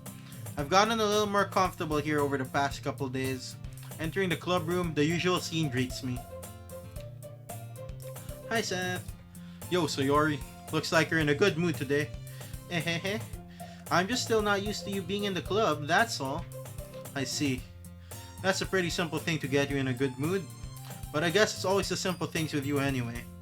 Speaking of which, I'm kinda hungry. Will you come with me to buy a snack? No thanks. Eh? That's not like you at all. I have my reasons. Why don't we take a look at your purse, Sayori? Eh? Why, that all of a sudden? No reason, really. I just wanted to look at it. Sayori nervously retrieves her coin purse. She fumbles with the latch and gets it open. Then she turns it upside down and lets its contents spill onto the desk. Only 2 small coins fall out. Oh no, she's poor. We've done it. I just need to go to the restroom for a bit, guys. Restroom break. I'm just gonna go for the restroom break, guys. And our chat is reset. That's fine. It refreshed. Okay, so yeah, only 2 small coins fall out. Our friend here is poor. Ahahaha. I knew it. I can see right through you, Sayori. That's not fair. How did you even know? It's simple. If you had enough money in the first place, you would have bought a snack before coming to the club room. Our man here, our main character, he's smart. So either you're not hungry and wanted an excuse to take a walk, or you plan to conveniently forget that you spent all your money so that I would lend you some. But there's one more thing. You're always hungry. So that only leaves the one option. I give up. Don't make me feel guilty. 3 Ys right there. If you feel guilty, that means you deserve to feel guilty. Yuri suddenly giggles. Eh? I didn't notice that she was listening in. Her face is in her book as always. I wasn't listening or anything. Oh, she was reading her book. It was just something in my book. Nice cover. Yuri! Tell Seth to let me borrow some money. Don't get me involved like that, Sayori. Besides, you should only buy what you can responsibly afford. And frankly, after pulling a mischievous little stunt like that, your suffering is fair enough retribution. Savage. Did I just... I didn't mean that. I got too absorbed into my book. I really like when you speak your mind, Yuri. It doesn't happen much, but it's a fun side of you. There's no way you could think that. You were right, though. I did something bad, and now I have to accept the revolution. Wait, what? Weren't we talking about retribution? Retribution. That. Still, coming from you, Sayori. I guess there's a little devil inside all of us, isn't there? Don't let her fool you. Sayori knows exactly what she's doing. Yeah, she's smarter than she looks. After all, she told you guys she was bringing me to the club before she even told me. But You wouldn't have come if it weren't for the cupcakes. So I had to trick Natsuki into making them. Come on, give me more credit than that, Sayori. Out of nowhere, something smacks Sayori in the face and tumbles onto the desk. Pa! There you go. Ow. What was... Eh? A cookie! Sure enough, it's a giant cookie wrapped in plastic. Sayori glances around. Is this a miracle? It's because I paid my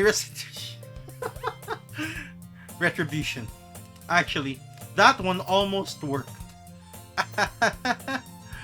I was just gonna give it to you, but then I heard you blab about the cupcakes. It was totally worth seeing your reaction though. Natsuki, that's so nice of you. I'm so happy. Sayori hugs it. Wait, how do you hug a cookie? Jeez, just eat it. Sayori rapidly tears open the wrapper and takes a big bite. So good. Sayori suddenly clasps her hands over her mouth. I bit my tongue. You're going through a lot over just one cookie. Natsuki takes a bite of her own cookie. Huh, yours looks really good too, Natsuki. Can I try it? Jeez. Beggars can't be choosers. But yours is chocolate. Yeah. Why do you think I gave you that one? This is so mean. Natsuki's thing. Like in the shop, there's like there's like, let's say, chicken and then some kind of weird, I don't know, and there's only one of each. I got both and gave the other one to my friend who's waiting outside, the one I don't like. So legit. Fine. Still, I'm really happy that you shared this one with me. Sayori gets out of her seat and goes behind Natsuki, then wraps her arms around her. Jeez, I get it. Cookie still in hand. Natsuki reaches up to nudge Sayori off of her. Oh. Sayori suddenly leans down and takes a bite out of Natsuki's cookie. Tactics! That's strategy! Hey! Did you seriously just do that? Mouthful, Sayori trots away to safety. Trots. Yuri and I laugh as well. Jeez, you're such a kid sometimes. Monica, can you tell Sayori... Eh? Natsuki glances around. Monica isn't in the classroom. Where's Monica anyway? Good question. Have any of you heard anything about her being late today? Not me. Yeah, I haven't either. That's a bit unusual. I hope she's okay. Of course she's okay. She probably just had something to do today. She's pretty popular after all. Eh? You don't think she has a... I wouldn't be surprised. She's probably more desirable than all of us combined. That's true. Excuse me. Suddenly, the door swings open. Sorry, I'm super sorry. Ah, there you are. I didn't mean to be late. I hope you guys weren't worried or anything. Eh? Monica chose a club over her boyfriend after all. You're so strong-willed. Boyfriend? What on earth are you talking about? Monica quizzically glances at me. Ah, never mind that. What held you up anyway? Why did she glance at us when a boyfriend was brought up? I knew it. She is the main heroine. Ah, well, my last period today was study hall. To be honest, I kind of just lost track of time. That makes no sense though. You would have heard a bell ring at least. I must not have heard it since I was practicing piano. Piano? I wasn't aware you played music as well, Monica. I don't really. I kind of just started recently. I've always wanted to learn piano. That's so cool. You should play something for us, Monica. That's... Monica looks at me. Maybe once I get a little bit better, I will. Yay! That sounds cool. I'd also look forward to it. Is that so? In that case, I won't let you down, Seth. Monica smiles sweetly. I didn't mean any pressure or anything like that. Don't worry. I've been practicing a whole lot recently, and I'd really love the chance to share once I'm ready. I see. In that case, best of luck. Thanks! So I didn't miss anything, did I? No, not really. I choose to leave out Sayori's mischievous escapade. I'm sure Natsuki will end up complaining to her anyway. It looks like everyone has already settled down. Sayori somehow already finished her entire cookie. Yuri is back to her book. You shouldn't be surprised at anyone finishing a cookie. Cookies are not that big. But then again, she was able to hug it, so it's probably a huge cookie. And Natsuki disappeared into the closet. Into the closet. She went to Narnia. It looks like no one wants to be bothered today. I slumped down into the nearest desk. How am I supposed to occupy myself with something literature related by myself like this? I guess I could always read some of the book Yuri gave me, but I'm feeling a little too tired to read. I could probably fall asleep right now. I close my eyes and end up listening in on Sayori's conversation with Monica. We're probably gonna seem really lame compared to all the other clubs though. Well, we can't give up. The festival is our chance to show everyone what literature is all about. The problem is that the idea of a literature club sounds too dense and intellectual. But it's not like that at all, you know? We just need a way of showing that to everyone. Something that speaks to their creative minds. That doesn't solve the problem though. Eh? What do you mean? Even if we come up with the most fun thing ever, nobody will come in the first place if it's a literature event. It's more important to figure out how to get people to show up in the first place, you know? And after they come, we can do the thing to speak to their creative minds. What's this? Sayori is taking this really seriously. Yeah, she's like marketing first. It's rare to hear her deliberating like this. That's a good point. In that case, do you think food will do the trick? What kind? Well, I guess we could... Cupcakes! Good thinking. Yeah, food will get people in. Natsuki would love to do that.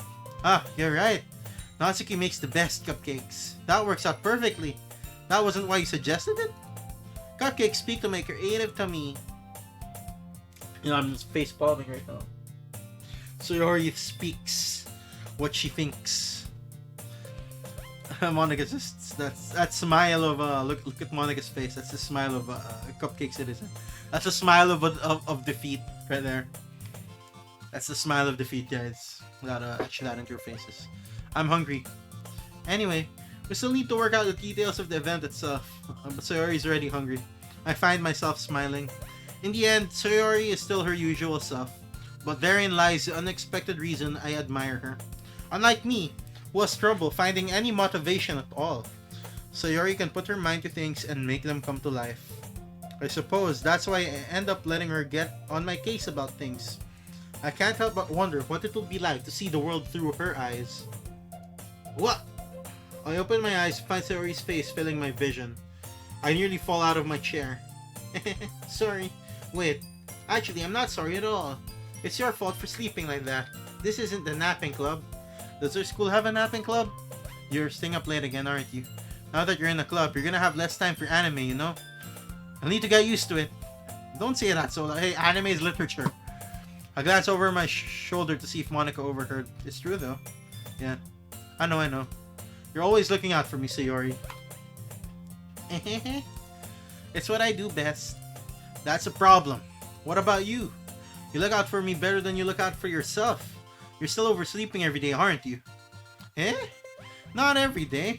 That's not very convincing. How many days this past week have you gotten up on time? It's a secret. I knew it. Come on. At least give me the benefit of the doubt. Never. I can't even do that. Look, Sayori. It's written all over you. I can see it on your face, your body, everything. Huh? Sayori glances around at her. She actually looks around herself. How is it written all over me? You were clearly in a rush this morning. I see. Look, your hair is sticking out all around here. What it is? I run my fingertips down the side of Sayori's hair, trying to straighten it out. Yeah, look at that. It's floating. Man, you really need a brush for this. My hair is just really hard to get right. I won't fall for that. There's more than just your hair. Look, your bow isn't straight either. And there's a toothpaste stain on your collar right here. What? We're like Sayori's mom. I tried to wipe off the stain with my finger. Oh, but nobody will ever notice that. Of course they will. Nobody's gonna tell you about it because they don't want to embarrass you. Yeah, that's true. Fortunately, I really don't care about that. Hey, you meanie. And you don't even keep your blazer buttoned up. Seriously, Sayori. Why do you think you don't have a boyfriend yet? Eh? That's super mean. Oh. Bruh. That's a bruh moment for our main character here. Our main character was so bruh. Sorry, but you'll thank me later. I start to button her blazer from the bottom. Once you see how much better it looks, you'll change your mind. This is so funny. What is? Well, I was just thinking how weird it is to have a friend who does these kinds of things. Eh? Don't say that. You'll make me feel weird about it, stupid. It's okay though. I'm happy we're like this. Aren't you? I guess? Hey, be careful. The button might come off. Why is this one so hard to close? I struggle to fully close a button near your chest. Does this thing even fit you properly? It did when I bought it. Sigh. If you ever button it, you would have noticed sooner that it doesn't fit you anymore. What are you smiling about? It means my chest got bigger again. Don't say that out loud. Anyway, you look much better now. Yeah, she's kind of cute in this art. This is the DLC Plus, I guess. The Plus. More cuteness. You look much better now. I'm not sure. I haven't really, went through the original one, so I wouldn't know. Why did it feel so strange to see Sayori's blazer buttoned up like that? But it's so stuffy. It's not worth it at all. It's gonna explode. Sayori hastily unbuttons her blazer once more. Whew. Yeah, she can breathe. That's so much better. Sayori puts her arms out and twirls around. So if I keep it unbuttoned, then I won't get a boyfriend, right? What kind of logic is that? And why are you saying like that? And why are you saying that like it's a good thing? Because if I had a boyfriend, then he wouldn't even let you do things like this, and you take care of me better than anyone else would anyway. So that's why I'm keeping it unbuttoned. Stop saying all these embarrassing things. Eh? I didn't say anything embarrassing. Jeez. Well, anyway, just focus on trying to wake up a little earlier. Only if you focus on going to bed earlier. Fine. It's a deal. I guess we really are better at taking care of each other than we are at taking care of ourselves. Yeah, I guess so, huh? So maybe you should come wake me up in the morning. You're doing it again, Sayori. Aw, but I was joking that time. Man, it's impossible to tell with you sometimes.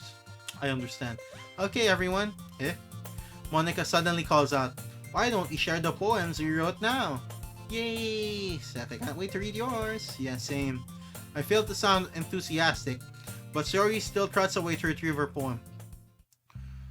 Who should I show my poem to first? We need to show her the president first, of course. So that we'll be prepared. She's probably smartest here. She'll give us all criticism. Hi again, Seth? Okay. How's the writing going? Alright, I guess. I'll take that. Okay.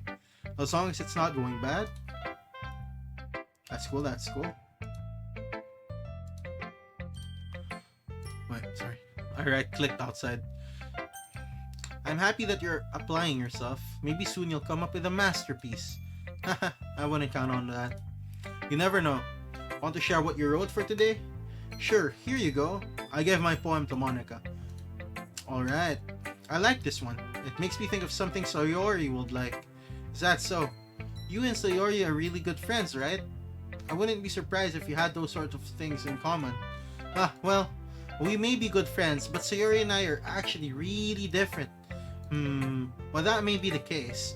But maybe there are also some similarities that you wouldn't expect. The way she talks about you, it sounds like the two of you really care about each other's well-being. Even if you show it in different ways, it ends up being more similar than you'd think. So I think that's the kind of vibe I get when reading your poem. Oh, she tells us who the poem is for. You sure you're not reading into it too much? Haha, I could be. Oh gosh, I sound like Yuri. But in any case, Sayori's writing has kind of a gentle feel to it. I can tell that she likes exploring with emotions, like happiness and sadness. Who knew that someone so happy would enjoy sad things too? Yeah, that's totally unexpected. Well, to each their own. And you shouldn't be afraid to experiment a little bit either. But anyway, you want to read my poem now? I like the way this one turned out, so I hope you do too. Alright, let's take a look. Excuse me. Save me. The colors, they won't stop. Bright, beautiful colors. Flashing, expanding, piercing. Red, green, blue, RGB. An endless cacophony of meaningless noise. The noise, it won't stop. Violent, grating waveforms. Squeaking, screeching, piercing. Sine, cosine, tangent. Like playing a chalkboard on a turntable. Like playing a vinyl on a pizza crust. An endless poem of meaningless. Load me,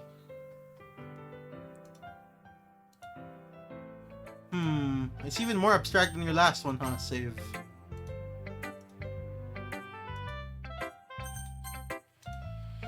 Ahaha.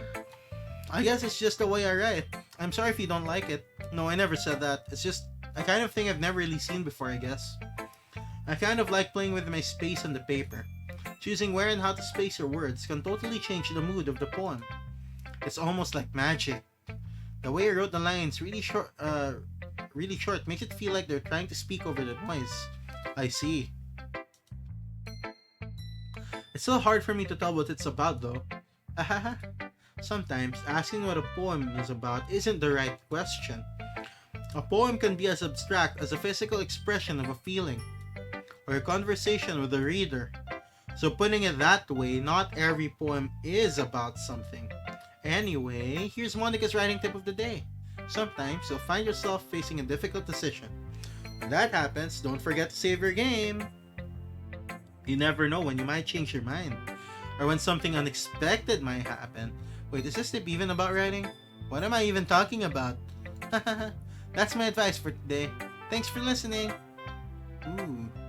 Who should I show my poem to next? Sayori.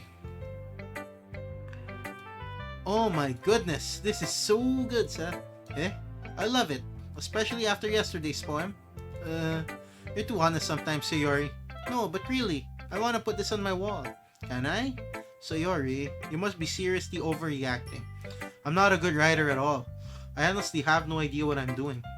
Well, maybe that's why. Because I have no idea what I like either. Jeez, I'm sure Yuri's opinion has to be a little more constructive than this. Maybe even Natsuki's. Are you sure you don't like it just because I wrote it? Well, I'm sure that's part of it. I think I understand you better than a lot of other people, you know. So when I read your poem, it's not just a poem, it's a Seth poem. And that makes it feel extra special. Oh, Sayori. Pat pat on the head. Can you guys even see my mouse? Oh, there it is. Pat pat. Sari hugs the sheet against her chest. You're so weird, Sayori. Well, I'm not very good at figuring out if poems are good or bad, but that's why I just go by my heart. If it makes me feel things, then it must be a good poem. I'm not sure that's exactly how it works. Then again, I guess conveying feelings is a pretty important part of this whole thing. Yeah, maybe. Honestly, I don't even know what kind of writing you like in the first place. Yeah, me neither. Why don't you at least try giving it some thought? Aw, you want to write something for me? That's so sweet. Yeah, right. But you're always thinking about other people. You need to think about yourself once in a while. If you don't, you might end up getting hurt at some point. Well, I don't really know what you mean, but I'll try to keep it in mind. Well, whatever. Anyway, let's see. I guess I like happy poems. Wait, sometimes I like sad poems too. Sometimes a little bit of both. There's a word for that, right? What's the word I'm looking for? Bittersweet! Yeah. I like things that are happy and things that are sad. So happy, sad, bittersweet is Sayori. That's what we got from this. Happy and sad? I can't see you liking something sad, Sayori. Well, I like happy the most. But sometimes when you have a little rain cloud in your head, a sad poem can help give the rain cloud a little hug and make a nice happy rainbow.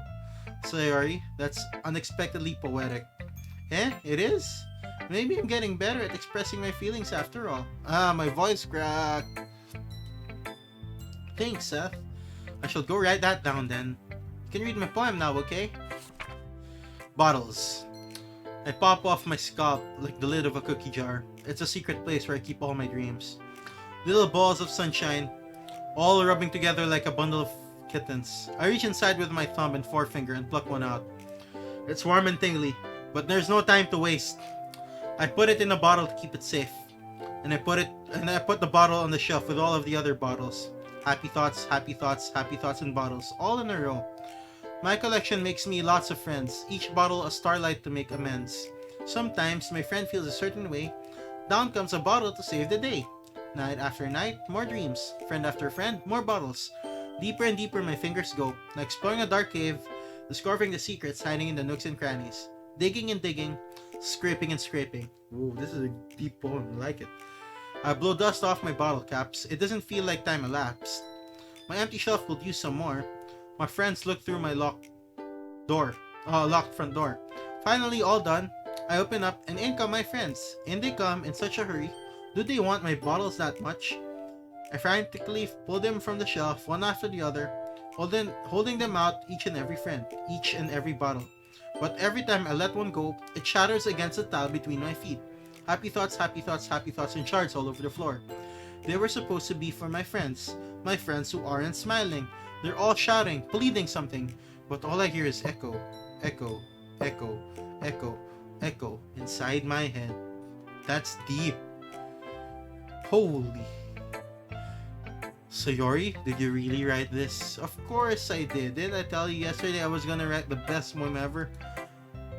Yeah, but I didn't expect something like this coming from you. Monica taught me a whole lot, and I've been really in touch with my feelings recently. I see that. That's almost kind of creepy. Creepy? Well, not exactly. Maybe because I'm so used to you being cheerful. Well, never mind. I'm thinking too hard about it. The point is, it came out good, so you should be proud of it. Aw, thanks. I feel like I was meant to express myself this way. It even helps me understand my own feelings a little better. Writing is like magic. You've gotten pretty passionate about this, huh? I hope you keep it up. Yeah, writing's the best. I'm gonna keep writing until I die. Don't say things like that. That's a death threat. Yeah, don't get ahead of yourself. Suri's always had a habit of getting obsessed with something before dropping it no more than a week later. I wonder if this is one of those times, but seeing the passion in her eyes makes it hard for me to be pessimistic. Who should I show my poem to next? Let's go with Natsuki. Natsuki reads my poem. She keeps glancing at me, then back at the poem. By now, she must have read it more than once. Huh? Is it that bad? No, it's not. It's good. It's really good, okay? There, I said it. This wasn't supposed to happen at all. Why can't you just be bad at this? My poems are supposed to impress you, not the other way around. Oh, really? You should have told me. You're trying to impress me? Obviously. You think I'd let you enjoy Yuri's writing more than mine? Give me a break. Well, in that case, what's the problem with me trying to impress you? I'll tell you. Natsuki's face freezes like she just realized something. You're trying to impress me? Natsuki vigorously scans her eyes over my poem one more time. Then the poem slips out of her hands and flutters to the floor. I have to use the bathroom. Got her. Red-faced Natsuki quickly walks out of the room. Hey Seth, did you do something to Natsuki? I just saw her rush out like that. You didn't do anything terrible, did you? No? I just told her that... My voice gets caught in my throat. There's no way I could tell Monica that I'm trying to impress Natsuki. Monica sees the poem lying on the floor and swiftly picks it up. She skims over it a second time, her smile not fading from her face. I see. At first I just thought you liked her writing style, but you wrote this for Natsuki, didn't you? Not really. In fact, didn't she like your poem a lot the other day too? I'm surprised you know her taste so well already. What? Are you sure you're not cheating, Seth? What, cheating? What do you mean by that? Never mind, I'm just kidding. I'm not reading a guide. I didn't understand Monica's joke at all. Anyway, how do you think Natsuki feels about you? Well, you don't need to answer that. It was just something for you to think about. Hey, Natsuki comes up and snatches the poem out of Monica's hands. Neither of us had noticed her re-enter the classroom. Did you read this, Monica? Of course, I liked it. Should really stop reading things that aren't for you, you know? I have a bad habit of doing that. But Seth wrote this poem, and we're supposed to share with everyone, right? Natsuki freezes. She apparently forgot that my poem is technically for everyone to read. Okay. Well, I think Seth is on sharing this poem with everyone. It's not like anyone would want to read this anyway. In fact, I'm just going to hold on to this, if you insist. What? Why are you looking at me like that? Like what? Never mind. Natsuki, I'll give you the poem, but that's still not very fair to Yuri. She hasn't gotten to read it yet. So what? Well, I guess Seth is right, Natsuki. It's not fair if you don't let everyone finish reading it. Fine. Natsuki returns to my poem. It's not like she's going to like it, though. Anyway, read my poem now. And no, I won't let you keep it. This is my only copy. It's like a recorder or flute or something. Woodwind instrument, something like that. It's fine. Amy likes spiders. You know what I heard about Amy? Amy likes spiders. Icky, wriggly, hairy, ugly spiders. That's why I'm not friends with her. Amy has a cute singing voice. I heard her singing singing my favorite love song. Every time she sang the chorus, my heart would pound to the rhythm of the words. But she likes spiders. That's why I'm not friends with her. One time I hurt my leg really bad. Amy helped me up and took me to the nurse. I tried not to let her touch me. She likes spiders, so her hands are probably gross. That's why I'm not friends with her. Amy has a lot of friends. I always see her talking to people. She probably talks about spiders. What if her friends start to like spiders too? That's why I'm not friends with her. It doesn't matter if she has other hobbies. It doesn't matter if she keeps it private. It doesn't matter if it doesn't hurt anyone. It's gross. She's gross. The world is better off without spider lovers. And I'm gonna tell everyone. Whoa. Not bad, right? It's quite a bit longer than yesterday's. Yesterday's was way too short. That was kinda... So there was a story behind that one. I hope you didn't think that was the best I could do. No, of course not. Anyway, the message is pretty straightforward in this poem. I doubt I have to explain it. You don't. Sometimes you can explain complicated issues with much simpler analogies, and it helps people realize how stupid they're being. Like anyone will agree that the subject of this poem is an ignorant jerk. Wait, she's talking. Do you know people like that? Of course. It's about how everyone thinks my... That doesn't matter. It can be about anything. I wrote it to be easy to relate to. Everyone has some kind of weird hobby or a guilty pleasure. I understand. Something that you're afraid if people find out, they'd make fun of you or think less of you. Excuse me. But that just makes people stupid. Who cares what someone likes as long as they're not hurting anyone and it makes them happy? I think people really need to learn to respect others for liking weird things. Well, you're definitely right. At least I can relate to that, and I'm sure a lot of other people can too. It's what I do best after all. I don't like writing unless there's a good message to take away from it. Like conveying emotions is important.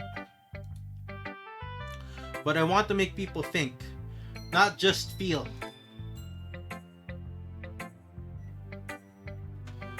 Remember that. Sorry, I just turned off my air conditioner. I'm gonna write a good one for tomorrow too, so look forward to it. Who should I show my poem to next? Yuri, of course.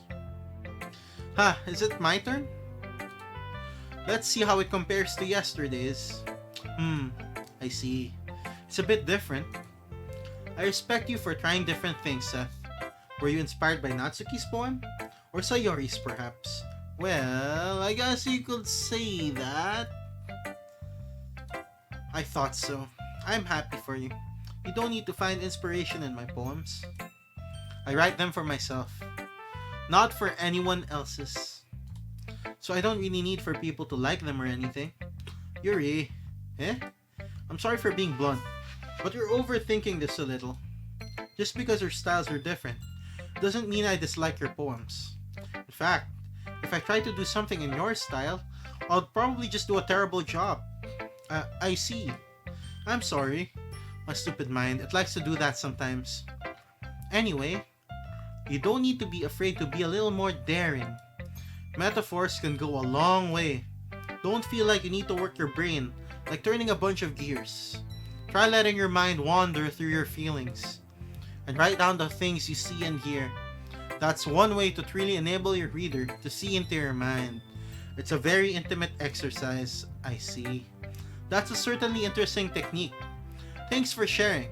I have, an example of that if you'd like to read it. Of course. Is this the poem you wrote for today? Yuri nods and timidly hands me her poem. Excuse me. The Raccoon.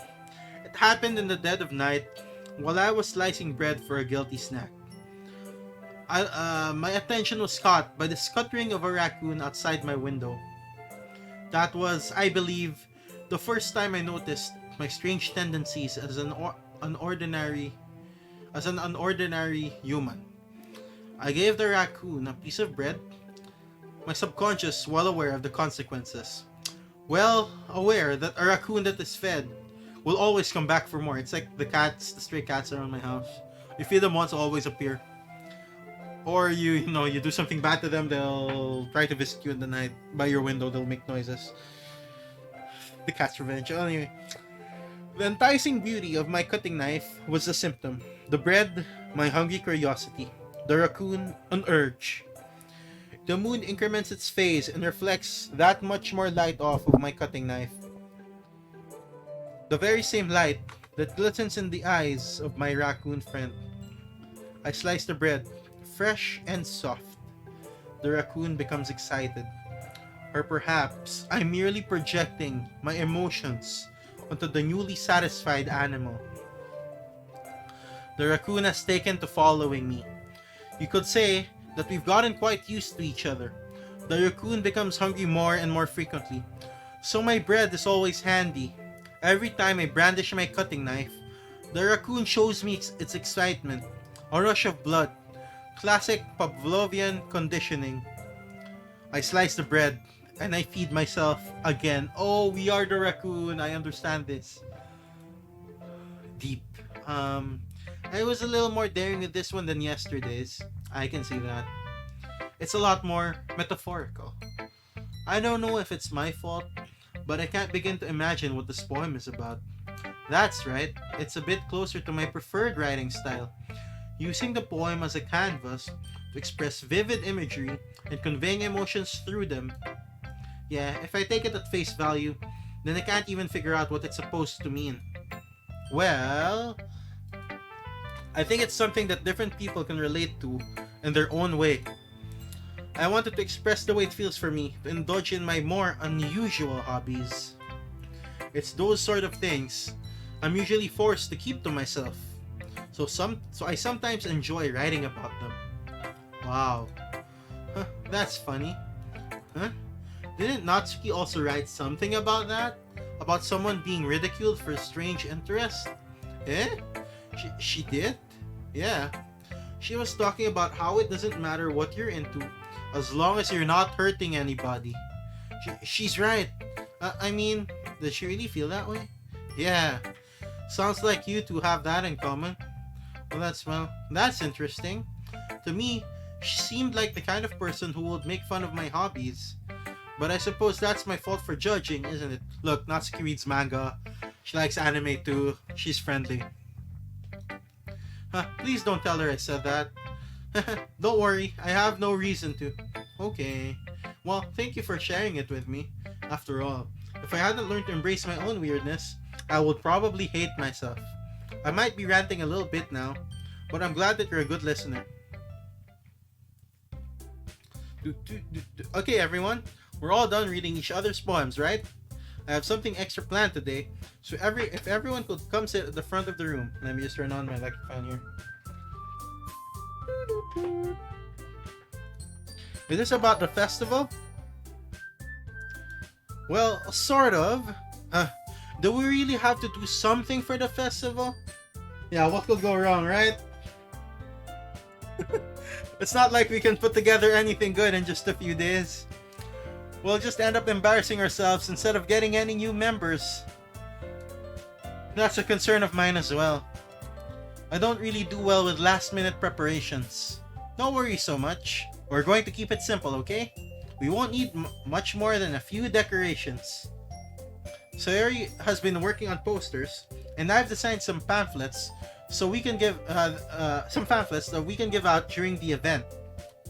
Okay, that's great and all, but that doesn't tell us what we're actually going to be doing for the event.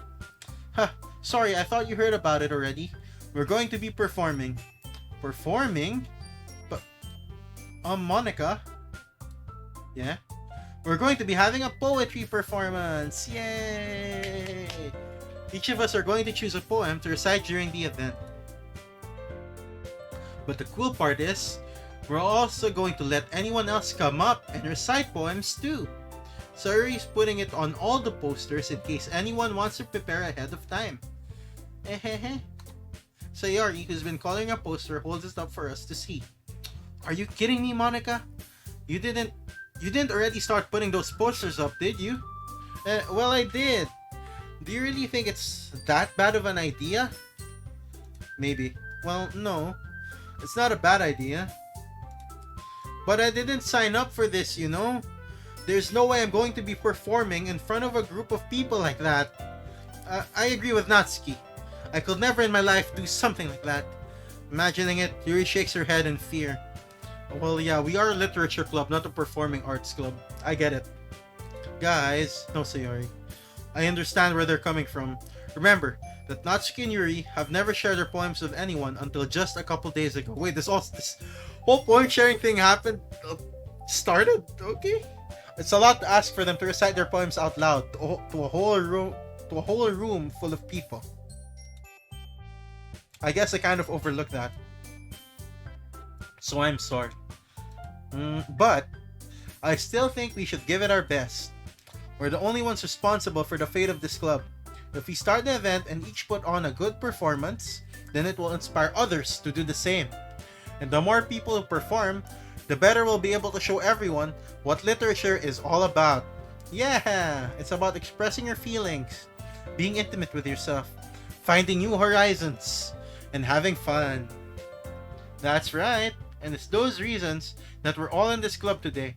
Don't you want to share that with others? To inspire them to find the same feelings that brought you here in the first place? I know you do.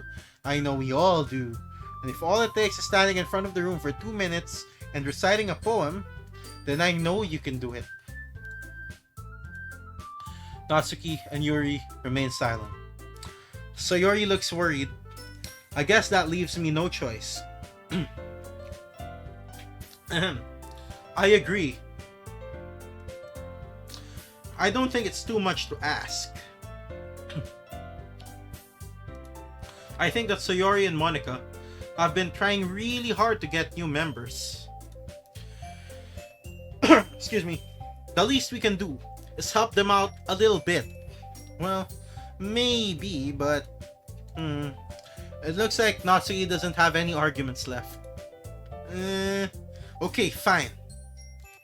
I guess I'll just have to get it over with. Alright! Yeah, Sayori's happy now. Whew. Thanks, Natsuki. What about you, Yuri? Yuri dejectedly glances around at everyone else's expectant faces. Sigh. I guess I don't really have a choice. That's everyone.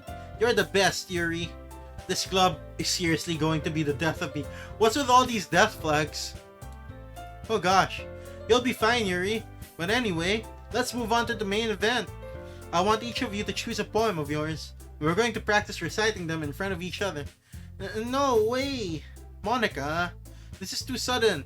Well, if you can't recite your poem in front of the club, how do you expect to do it in front of strangers? Oh no. Don't worry. I'll start off to help everyone feel a little more comfortable. Can I go next? Of course. Now let's see. Monica flips through her notebook to the specific poem she has in mind for herself. She then stands behind the podium. The title of this poem is The Way They Fly. Monica begins reciting her poem. Her clear, confident voice fills the room. More than that, her inflection is pristine. She knows exactly how to apply emotion behind each line she recites, bringing the words to life. Is this something she's done before? Or is she simply a natural? I glance around me. Everyone has their eyes on Monica. Sayori looks amazed. Yuri has an intense expression on her face that I don't understand. Finally, Monica finishes the recitation. The four of us applaud. Oh yeah, I'm slapping your left. Monica takes a breath and smiles. That was so good, Monica. Thank you very much. I was just hoping to set a good example. Are you ready to go next, Sayori? I'll go next. Yuri's fired up all of a sudden. Yuri clutches a sheet of paper between her hands and stands up. Keeping her head down, she walks quickly over to the podium. This poem is called... Yuri anxiously glances at each of us. You can do it, Yuri. It's called After image of a crimson eye. Yuri shakes as she starts reading the poem. Let me just save here. I think this one will be good to override. This one's fine. Still the same day. Just a moment ago, she practically refused to do this. Why is she suddenly putting in so much effort? As Yuri gets past the first couple of lines, her voice changes. It's almost like what happens when Yuri gets absorbed into her books. Her quivering words transform into the sharp syllables of a fierce and confident woman. The poem is full of twists and turns in its structure that she enunciates with perfect timing. This must be a rare glimpse into the whirling fire Yuri keeps concealed inside her head. Suddenly, she's finished.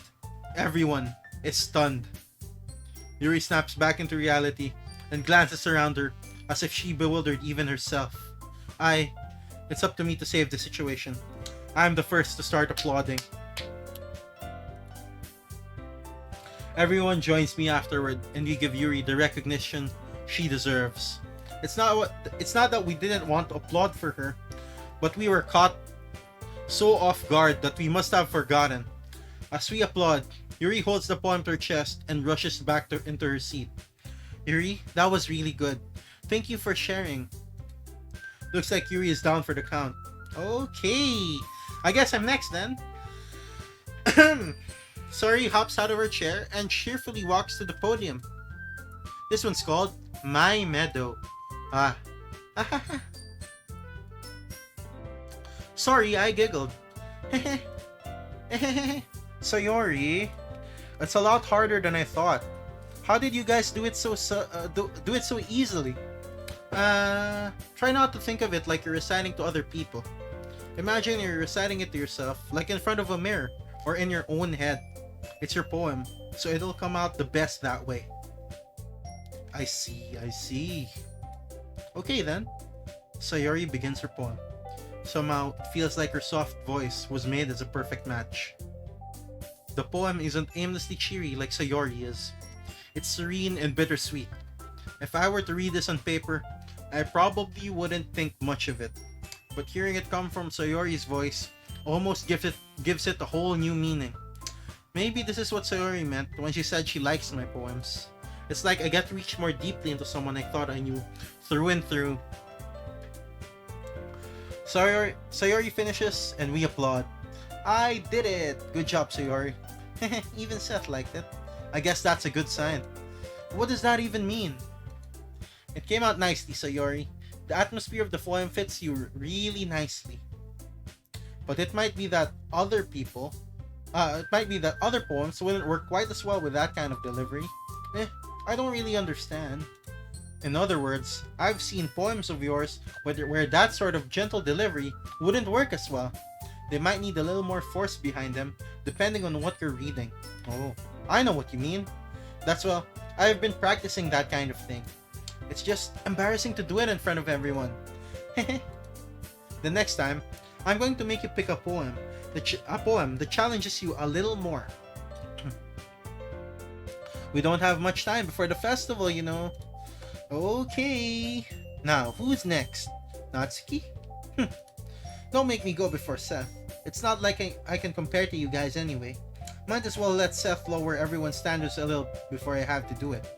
Natsuki, it's fine.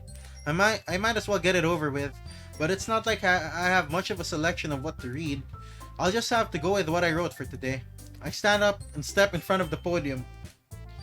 Everyone has their eyes on me, making me feel terribly awkward. I recite my poem. Since I'm not exactly confident in my own writing, it's hard to put energy into it. Despite that, once I finish, I receive applause anyway. They're very supportive, you know, this club. It is a literature club. Sorry, I'm not really as good as everyone else. Don't worry about it so much. I think it's less about your abilities and more about your lack of confidence in your writing. That's something that'll improve over time, though. Yeah, maybe. Alright then. That just leaves you, Natsuki. Yeah. I'm going. Natsuki begrudgingly gets out of her seat and makes her way to the podium. The poem is called... Oh, why are you all looking at me? Because you're presenting. Why are you all looking at me because they're present? Yeah, I can just imagine that situation's funny. It's comedy. Anyway, the poem is called Jump. Wait, they prepared a different poem. I also prepared a different poem for this. I didn't know. Okay. Lasky takes a breath. Once she starts reciting the poem, her sour attitude disappears a little. While she's a little unenthused, her poem has a rhythm and rhyme to it. It's Natsuki's trademark style, and it works surprisingly well when spoken aloud. The words feel like they bounce up and down as if giving life to the poem. Natsuki finishes, and everyone applauds. She huffs back to her seat. That wasn't so bad, was it? Easy for you to say. You'd better not make me do that again. No, we're all redoing it during the fest. Well, do you at least feel prepared enough to recite a poem in front of other people? I mean, doing it in front of other people will be way easier. I can put on whatever face I want for other people. But when it's just my friends, it's just embarrassing. That's a surprise, Natsuki. I think it will be the other way around for me. I'm more in line with what Sayori is thinking. Well, that's just how it is, so... Well, I guess in that case, you won't have much to worry about for the festival. That said, I want to thank everyone for coming through. It might be hard, but I hope that you all have an idea of what it's like now. Make sure you pick a poem and get enough practice before the festival, okay? I'll be making pamphlets, so let me know ahead of time what you'll be reciting. Jeez, I should probably find some other poem to recite instead. That's fine too. It doesn't have to be your own. I'm already pleasantly surprised that you're putting in all this effort for the club. It makes me really happy. Is this like her default pose? Oh yeah, no problem. Okay everyone, I think that's about it for today. I know the festival is coming up, but let's try to write poems for tomorrow as well. It's been working out really nicely so far, so I'd like to continue that. As for the festival, we'll finish planning tomorrow and then we'll have the weekend to prepare. Monday's the big day. I can't wait. I can do this. Alright. I stand up. There's no way I'll be able to find the same enthusiasm as Sayori and Monica. But I'll do my best to get through it. If it's for the sake of the club. And impressing Monica. Then I'll have to do my best. Ready to go, Sayori? Yep. Look at you two, always going home together like that. Natsuki's really taking it, drilling it, huh? It's kind of adorable, isn't it? Jeez, guys, don't make such a big deal out of it. It must be a little nice, though. Well, how am I supposed to respond to that? Like, yeah, really. How do you respond to that, you know? But yeah, our main character here has bro moments as well. It's okay, Seth. You don't have to say it. Whatever. Let's go already. I walk home with Sayori once more. Even though it's only been a few days, a lot of things have already changed. But today, Sayori is being a little quieter than usual on the way home. Hey, Sayori. Sorry, I was spacing out. No wonder. I was thinking about something from earlier. I like how we get to, Sayori fumbles with her words. So let's just say that one day, Yuri asked to walk home with you. Huh? What would you do? What kind of question is that? You're kind of putting me on the spot here. Oh, he's jealous. We'll still walk home with Sayori. Sayori, you really think I will ditch you for Yuri? But, she's so beautiful and smart. Jeez. I already see her in the club every day. Besides, you always seem to really like going home together. I wouldn't just ruin that for you. You're so silly, Seth. You think about me too much sometimes. Yuri will deserve it if she wanted it, so... Sorry, I've already made up my mind. I really can't figure you out sometimes. Sorry. Besides, what's the point in speculating something that's never going to happen? Alright? But the conversation trails off. It's kind of a weird thing for Sayori to care so much about. But I want to respect her and keep her happy too. Then again, the festival is only a few days away. Who knows what will happen in that time? Okay, let's save here. Let's go with full Sayori. I think fun, right? Fun? There you go. Kawaii is Natsuki here. Intellectual is obviously her. How about party? That's all her. How about let's see, holiday? Yeah, I knew it. Joy? Yeah. Yeah, I've got it. I sort of get the words that Sayori likes here. Ambient? No, that's right. If it's like an intellectual sounding like word, that's obviously Yuri. Excuse me. If it's like a cutesy kawaii kind of thing, anime-ish, that's Natsuki. Like Covet will obviously be Yuri, I think. I think Giggle will be... Oh, it's Natsuki. Okay. Clumsy? Okay, sir. Melancholy, Lollipop. Lollipop, it's a sweet, so Natsuki would like that one. Maybe Fluffy? Oh, that's still Natsuki. Kiss. Natsuki. What? Vanilla. Natsuki. How about fireworks? Okay, we got it. Friends. Love. Pleasure.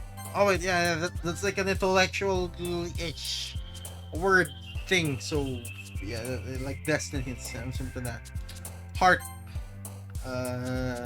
Skirt. Oh, okay, that's her. Yeah, it's anime-ish.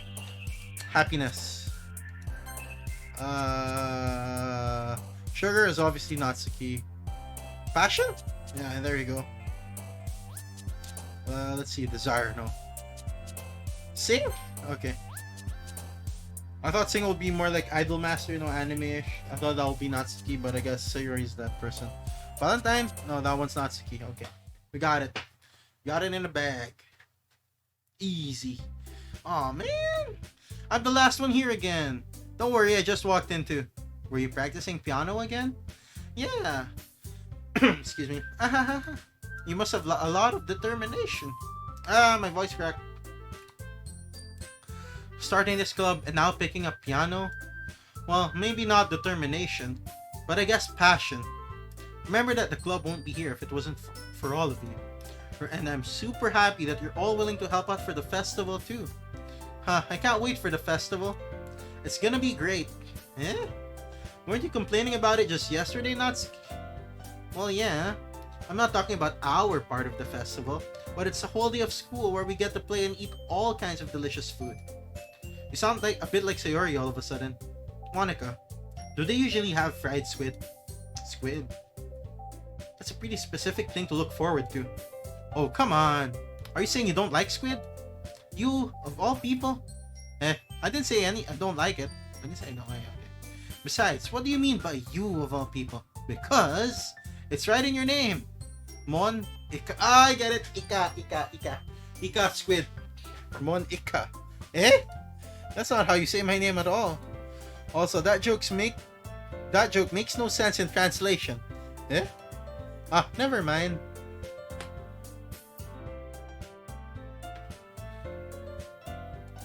Let's just focus on our own event for now, okay? Fine. The reactions aren't as funny as Yuri's or Sayori's anyway. Excuse me. Where's Sayori anyway? Oh, there you are. Sayori is sitting at the desk in the corner of the room, looking down at nothing. I walk over to her. Hey, Sayori. I wave my hand in front of her face. Eh? You're spacing out again. Sorry. Don't mind me.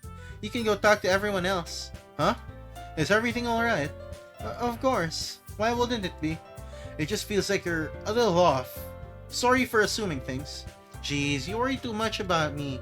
I'm fine, see? Sorry shows me a big smile. Don't let me distract you from having fun with everyone. Well, alright. If you say so. I worriedly glanced at Sayori before turning back toward everyone else. But the conversation has already dispersed with everyone back at their usual activities. Maybe I should ask Monica if she's noticed anything about Sayori recently. Since they've been preparing for the festival, they must be spending a lot of time together. I timidly approach Monica, who is shuffling through some papers at her desk. Seth, what's up? Hey, this might sound a little strange, but have you noticed anything up with Sayori recently? Anything up with her? In what way do you mean? Maybe I'm reading into it a little too much, but she seems a bit downcast today. Oh, you think so? Excuse me. I can't say I've noticed anything about her. Monica peers across the room at Sayori, who is idly dragging a rubber eraser up and down her desk. Maybe there is something on her mind. But I'm super surprised I'm not the one asking you, Seth. You certainly know her a lot better than I do. Yeah, but she's never really like this. She's always talked to me about things that bothered her. But this time, when I asked her, she was really dismissive. Sorry, I know it's not your problem. I just wanted to ask if you knew anything at all. So I'll drop it now. No. It's important to me too. I mean, I'm also friends with her. And I also care about the well-being of my club members, you know? Maybe I'll try talking to her myself. Are you sure about that? She seemed like she wanted to be left alone. Are you sure? Maybe she just has a hard time bringing it up with a person of interest? Person of interest? What do you mean by that? I'm saying that maybe the thing on her mind is you, Seth. Me? How on earth would you come to that conclusion? Well, I probably shouldn't say too much, but Sayori talks about you more than anything else, you know? She's been so much happier ever since you've joined the club. It's like an extra light was turned on inside of her. What? No way.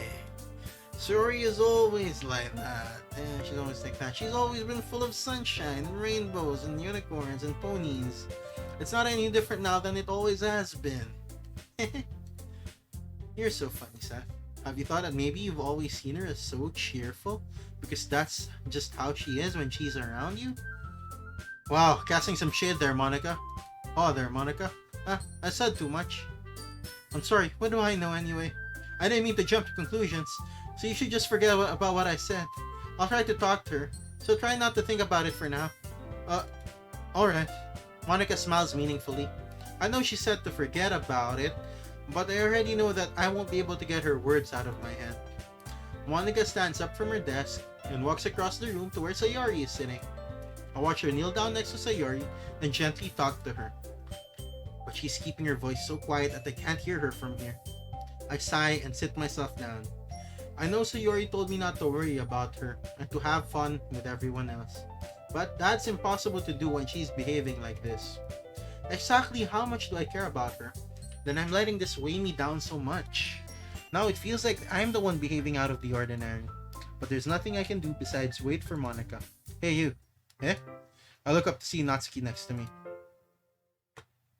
Are you just gonna sit there and keep staring at nothing? There isn't that much time, so... sorry. I didn't mean to make you worry or anything. It's not like I'm worried. I was just... Natsuki glances down at her side. She's holding a volume of manga in her hand. That's right, something just came up for a minute, but we can get started now. I won't make you wait any longer. Jeez.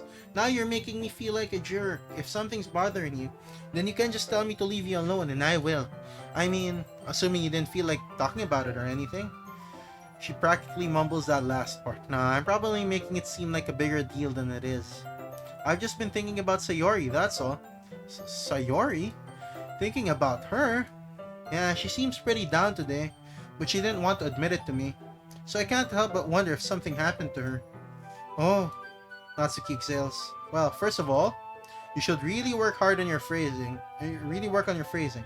But anyway, you're her best friend, right? Yeah, I guess so. Yeah, then in that case, I think you should trust her a little more.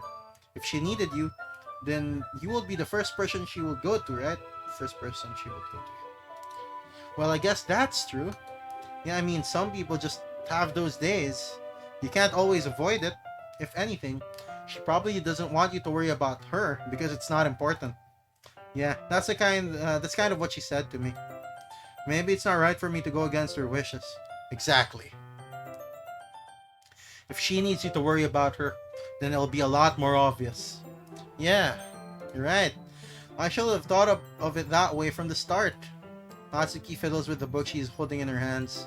She really means a lot to you, doesn't she? Don't get the wrong idea or anything. We've just been friends for a long time. It's normal to be worried about your friends. I mean, you were worried about me, so... I was not. Jeez, if you're fine, then let's hurry and get started already. Yeah, she's a classic tsundere. Yeah, she's even got red ribbons. Okay, everyone. After some time passes, Monica calls out to the club room. Why don't we share our poems now? Before I know it, everything is back to normal. Everyone goes to retrieve their poems, and I do the same. I make eye contact with Monica, and she smiles at me. I wonder what she was talking about with Sayori. Yeah, what was she talking about? Anyway, I'll be ending the stream here for now. I'll continue this again next Saturday. This will be my Saturday evening thing. My voice is just a bit tired. That's where we're ending like around 30 minutes earlier than usual. I might actually shorten the time for this since I will need to speak a lot during this since I'm reading all the dialogue, and I'm still not used to, constantly talking continuously. Let me just save here. Yeah, so yeah. Thank you, everyone. I'll be streaming again tomorrow. I'll be playing Cosmic Break around the same time, 10 p.m. GMT Pacific. Just refer to my clock above, GMT Pacific. You can just look that up. If you guys want to chat with me or whatnot, I have a Discord. You can just type !Discord and join there. Yeah, there you go. You can just join my Discord if you want to chat, share memes. That's all good. Memes. Yeah, memes. It's mostly for the memes, jokes. Yeah, let's go with me. Or games. You can talk about random games there too. And then I also have a Twitter. I randomly tweet there, like randomly. Not very often, just randomly. So that's it. Thank you guys again for watching. I'll see you all. Yeah, not tomorrow. It's actually for me. It's already today, later, 10 p.m. So that's it for now. Goodbye, everyone, and thank you. Let me just end this. Goodbye.